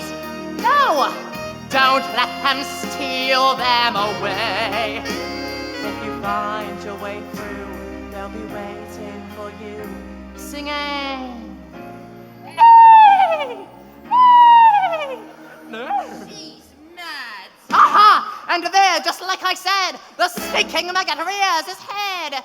Even the stinkiest, pitiest mess can harbor seeds of stinkiness. Have you ever seen anything more repellent? Have you ever smelled anything worse than the smell of rebellion? The stench of revolt, the reek of insubordination, the whiff of resistance, the fog of dissent. And I will not stop till you are quashed, till this rebellion is quashed, till glorious sweaty discipline has washed this sickening scent away.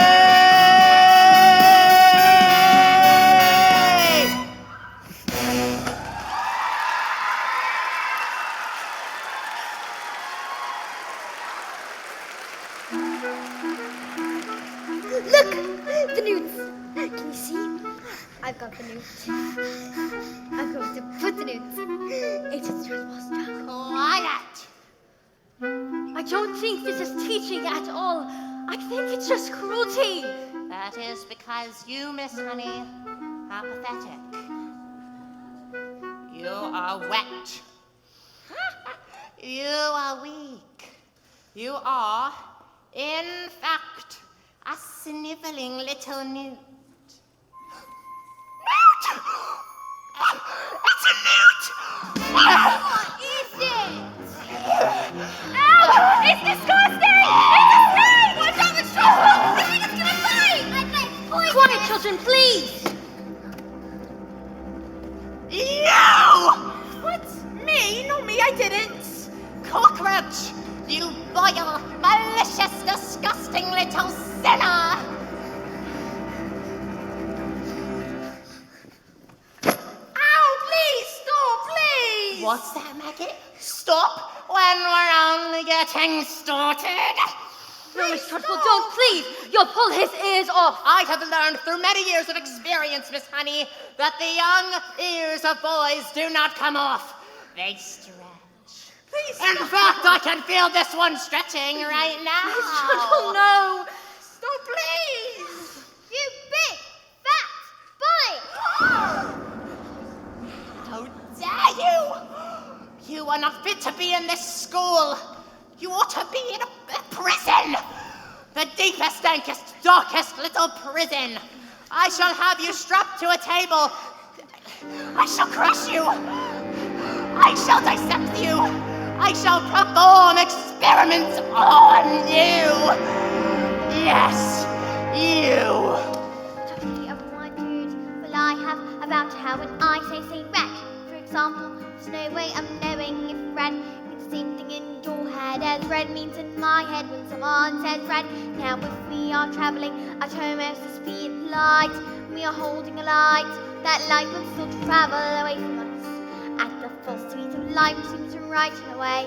What I'm trying to say, I'm not sure, but I wonder if inside my head I'm not just a bit different from some of my friends. These answers that come into my mind forbidden, these stories delivered to me fully written. And when everyone shouts like they seem to like shouting, the noise in my head is incredibly loud. And I just wish they'd stop.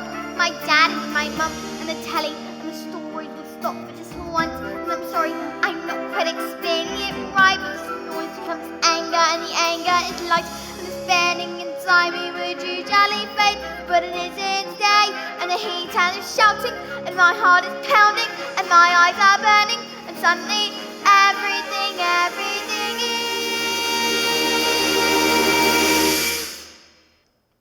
quiet.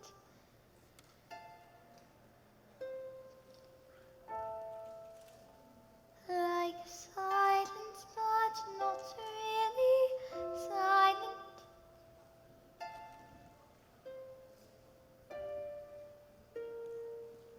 Just that still sort of quiet, like the sound of a page being turned in a book, or a pause in a walk in the woods.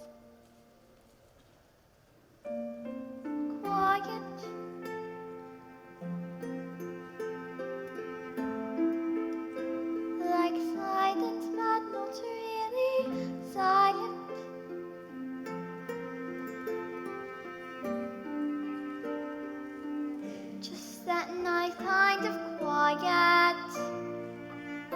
like the sound when you lie upside down in your bed.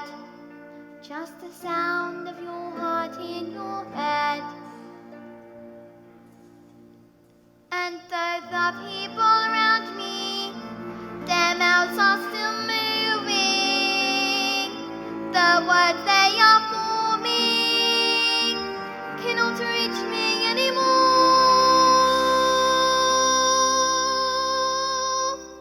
And it is quiet, and I am warm,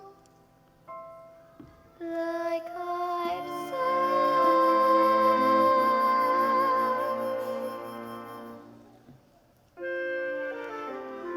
into the eye of the storm.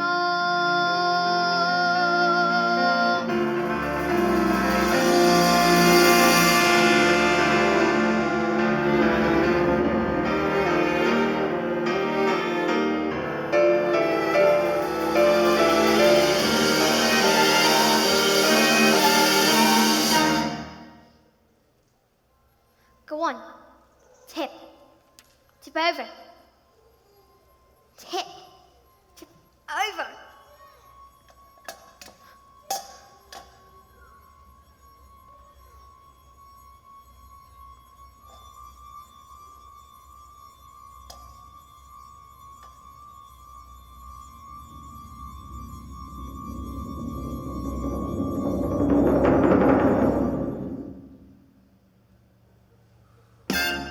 A miserable collection of excuses for children.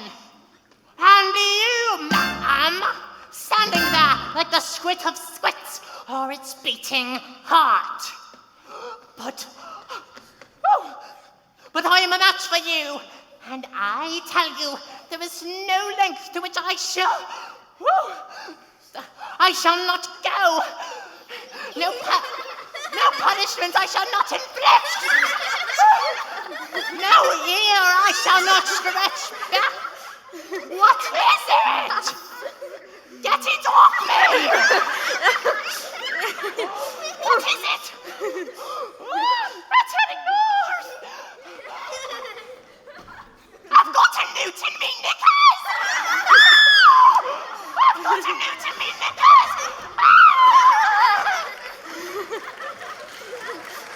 Well, that was interesting. I think we all better go home now, while we still can. Matilda? Watch. Matilda, I think it'd be wise to go before. Watch. Please?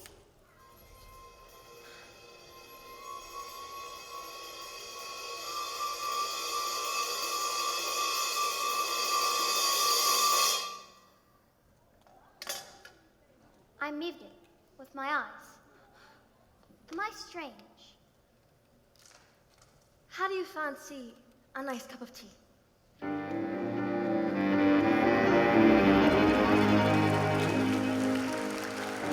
what do you think this is? What's with my eyes? I can't pretend that I don't, Matilda. But I don't believe we should be frightened of it. I think it has something to do with that incredible mind of yours. You mean there's no room in my head for all my brains, so they have to squish out through my eyes? Well, not exactly, but yes, something like that. You certainly are a special girl, Matilda. I met your mother. She's unusual. What about your father? Is he proud to have a daughter as clever as you? Oh yeah, he's very proud. He's very, very, very proud. He's always saying it. Matilda, I'm very, very, very proud to have a daughter as... That's not true, Miss Honey. That's not what he says. He calls me a liar, a cheat, and a nasty little creep. I see. Here we are. Home sweet home. Are you poor? Yes, I am. Very. Don't they pay teachers very much? Well, they don't, actually, but I am even poorer than most because of other reasons. You see, I used to live with my aunt, but one day I was out walking and I came across this old shed. I fell completely in love with it. I ran to the farmer and begged him to let me move in. He thought I was mad, but he agreed, and I've lived ever since. But Miss Honey, you can't live in a shed. I'm not strong like you, Matilda. You see, my father died when I was young. Magnus was his name. He was very kind. But when he was gone, my aunt became a legal guardian. She was mean and cruel like you can hardly imagine. And then, when I got my job as teacher, she presented me with a bill for looking after me all those years. She'd written everything down. Every tea bag, every electricity bill, every tin of beans. She made me sign a contract to pay her back every penny. She even produced a document that said my father had given her his entire house. But did he really just do that? Magnus said, just give her his house. I don't know. But I find it hard to believe. Just like I cannot believe that he would have killed himself, which is what she said happened. You think she did him in, don't you, Miss Honey? I cannot say, Matilda. All I know is that years of being bullied by that woman made me, well, pathetic. I was trapped. And that's why you live here. This roof keeps me dry when the rain falls. This door helps to keep the cold at bay. On this floor I could stand on my own 2 feet. On this chair I can write my lessons. On this pillow I could dream my nights away. And this table, as you can see, it's perfect for tea. It isn't much, but it is enough for me. It isn't much, but it is enough. But Miss Honey, she has your father's house. She's everything that's yours. On these walls I hang wonderful pictures. Through this window I could watch the seasons change. This lamp I could read. And I am set free. And when it's cold outside, I feel no fear. Even in the winter storms, I am warmed by a small but stubborn fire. And there is nowhere I would rather be. It isn't much, but it is enough for me. For this is my house. This is my house. It isn't much, but it is enough for me. For this is my house. This is my house. It isn't much, but it is enough. And when it's cold and bleak, Please don't cry, I'm even in the fiercest storms, don't cry. I am Let me warm. wipe But away stubborn fire, Forgive even me. when outside Didn't it's mean freezing, to I desert don't you. pay much heed. I know that I hurt everything you. I need isn't here.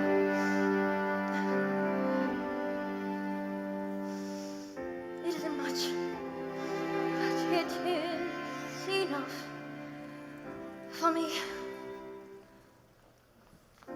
It isn't much, but it is enough for me.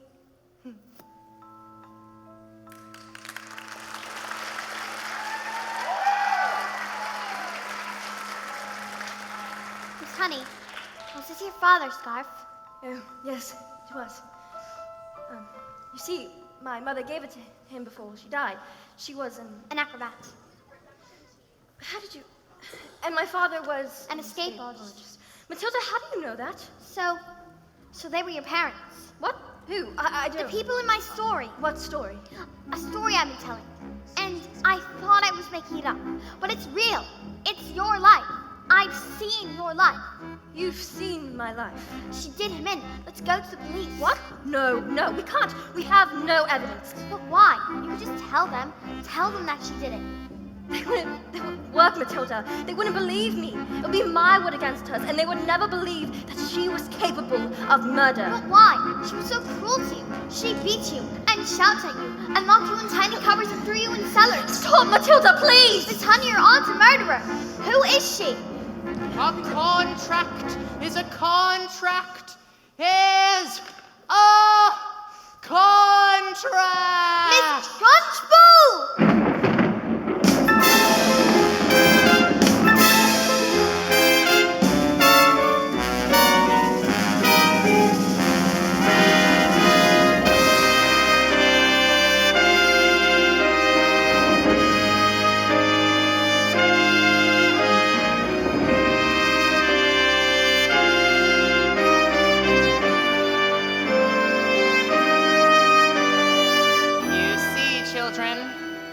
There are two types of people in this world. The winners and the losers. I am a winner. I play by the rules and I win. But if I play by the rules and I do not win, then something is wrong. And when something is wrong, you have to put it right. What are you looking at? You. This class is going to have a very special spelling test. Any child who gets one single answer incorrect will go to Choke. You. Spell. Newt. N-E-W-T. Newt. What? Miss Honey taught us. She's very good at teaching. Nonsense. Miss Honey is too soft and peachy to be good at anything. Any moron can see that. You! Stand up, turn around, and spell the one thing that you all are. Revolting. Revolting. R-E-V-O-L-T-I-N-G. Revolting. You're cheating! Of course she's not cheating. She's simply spelling the word. These little clots of dust cannot be this clever. They are worms. I've taught them. That's all. With patience and kindness and respect. How dare you bring these words into my classroom? You know nothing of teaching, and I shall prove it. You, spit nose, clot dust. Spell Amkella Camanial Septricolosmosis. What? That's not a word. You just made it up. Spell Ugo Tachoke. And I should warn you, it has silent letters. A-M-C-H-E-L-L-A.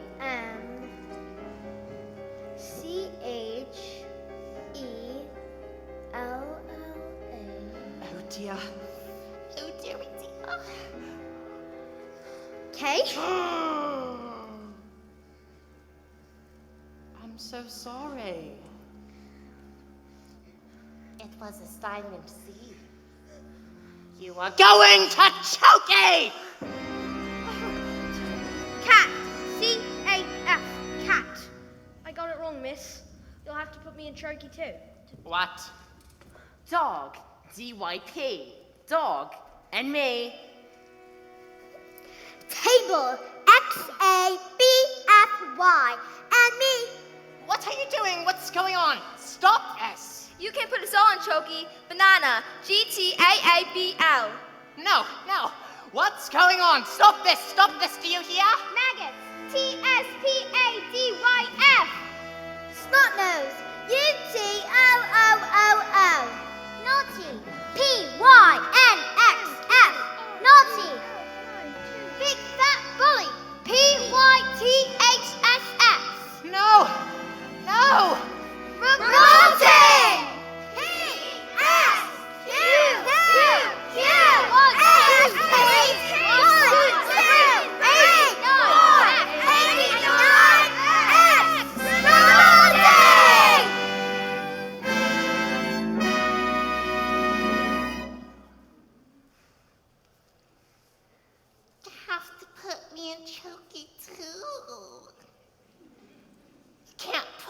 all in choky mess.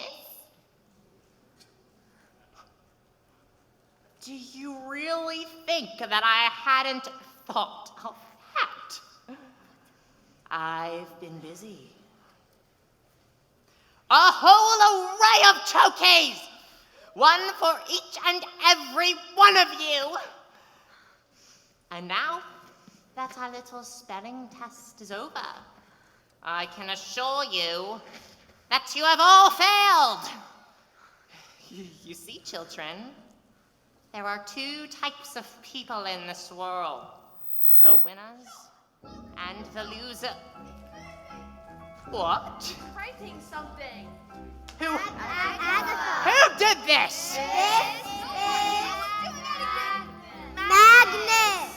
What? It can't be. It can't be Magnus. Give my penny back now. No!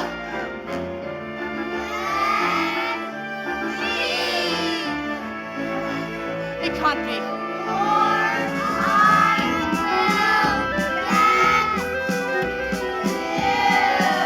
No! No, please!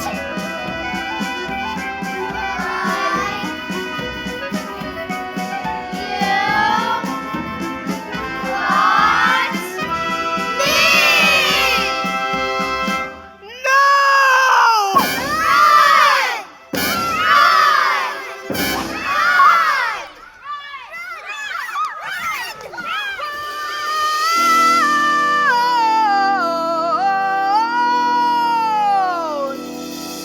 Never again will she get the best of me. Never again will she take away my freedom. And we won't forget the day we fought for the right to be a little bit naughty. Never again will the children learn. Never again will I be bullied. And never again will I doubt it when my mommy says I'm a miracle. Never again will we live behind bars. Never again will we know me. Revolting children living in revolting times. We sing revolting songs using revolting rhymes. We'll be revolting children till our revolting's done. And we'll have transrevolting, we're revolting. We are revolting children living in revolting times. We sing revolting songs using revolting rhymes. We'll be revolting children till our revolting's done. And we'll have transrevolting, we're revolting. We'll become a screaming take out your hockey stick and use it as a sword. Never again will we be ignored. We'll find out where the chalk's stored. It's not insulting, we're revolting. We can S-C-L how we like. If an F is wrong, wrong is right. M-1 and L-R-T-Y. We're a little bit naughty. Are we going to stay inside or not? I think it's a bad at the same time. No, don't get trustful, then take a look at hammer and I'll say no. Think you put the stigma. That's exactly R-E-V-O-L-T-I-S. U-S-I-N-E. U-S-I-N-E.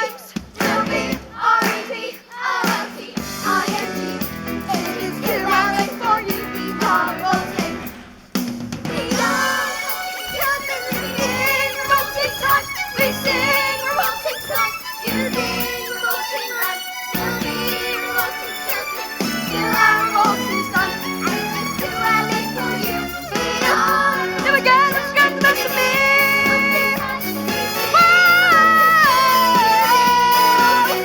We'll be revolting children down, down, down. It is too early for you. We are revolting.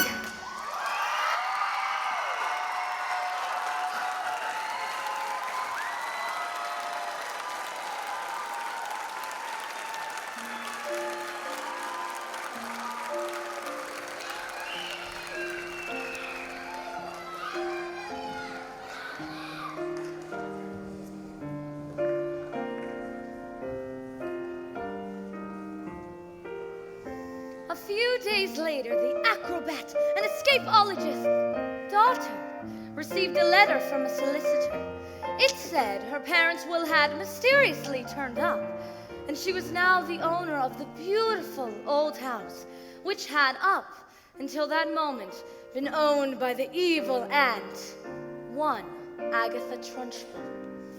She moved in immediately and was very happy, happier than she had ever been in her entire life. As for Miss Trunchbull, she was never seen again. The Chokies were immediately destroyed, and a new headmistress took over. And her name was Miss Honey. And it was often said it was the best school in all the land. And you know something else? Matilda was never again able to move things with her eyes. I thought perhaps it was because her mind was being challenged. But she said it was because she no longer had a need for superpowers. I would look at Matilda, this little girl who had done so much for others, who was stuck with parents who were mean and cruel and would call her names, and I would feel my blood boil. And I would wish that I could just do something. So, this is the end. I wish that I could tell you that this story has a happy ending. I wish so much that I could tell you that Matilda got the love that she deserved. But perhaps the truth is, not all stories have happy endings.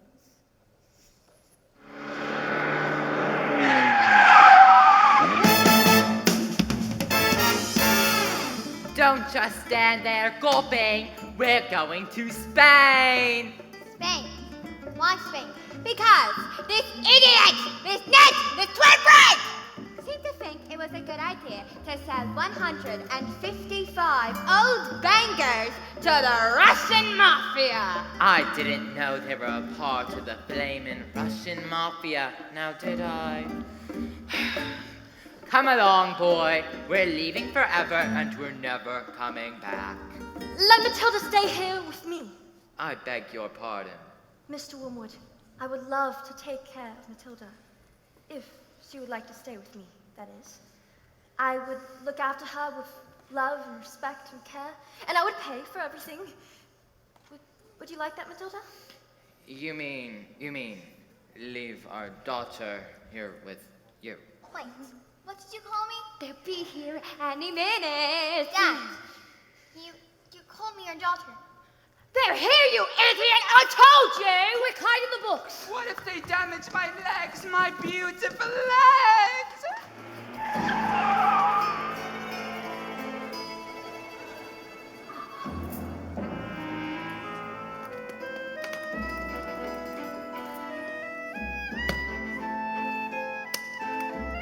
You are the Wormwood's daughter? Yes. Where is your father? I don't know. The Wormwood is a very stupid man. And being stupid, he assumed that I was stupid, which is a very, very stupid and rude thing to do. Well, yes. I'm afraid my father is quite rude and very, very stupid. Do you know this? At least there is one smart one in the family. What is your name, little girl? Matilda. Yeah, I like you, Matilda. You seem smart. Sadly, in my line of work, I don't often get to meet smart people like you. Most people I deal with, they're thinking it's all backwards. Backwards!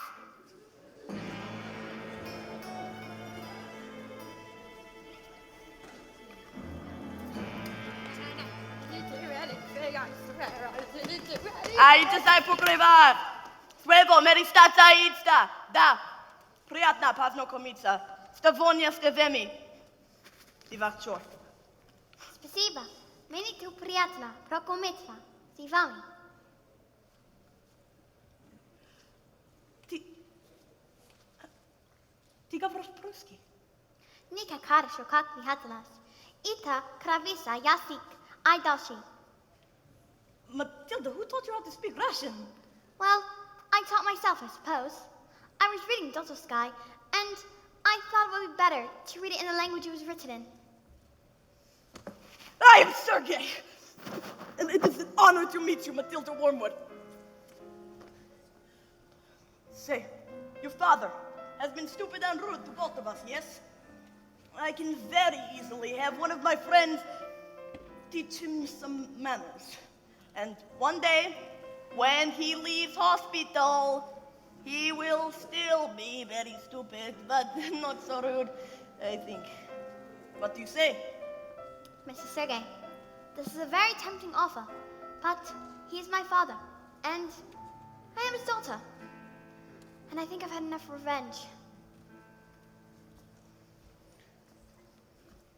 This little girl, this miracle, Matilda. Da?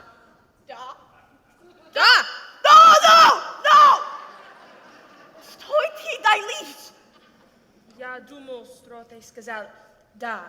Я тоже думал, что хотел да. Матильда! Я сказал Матильда! Стефания, останови! Извини, босс. Извини. Your father, he is very, very stupid. But he's also very, very, very lucky to have you as his daughter. But if I happen to be doing business in the area again and we cross paths, he may not find himself to be so lucky.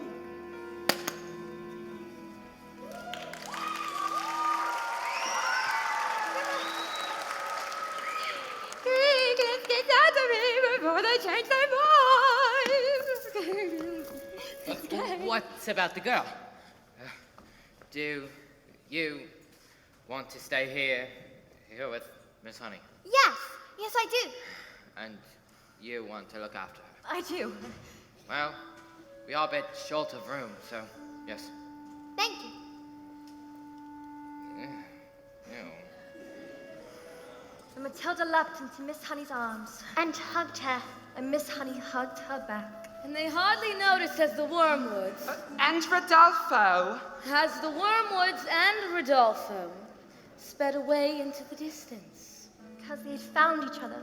Yes, they had found each other.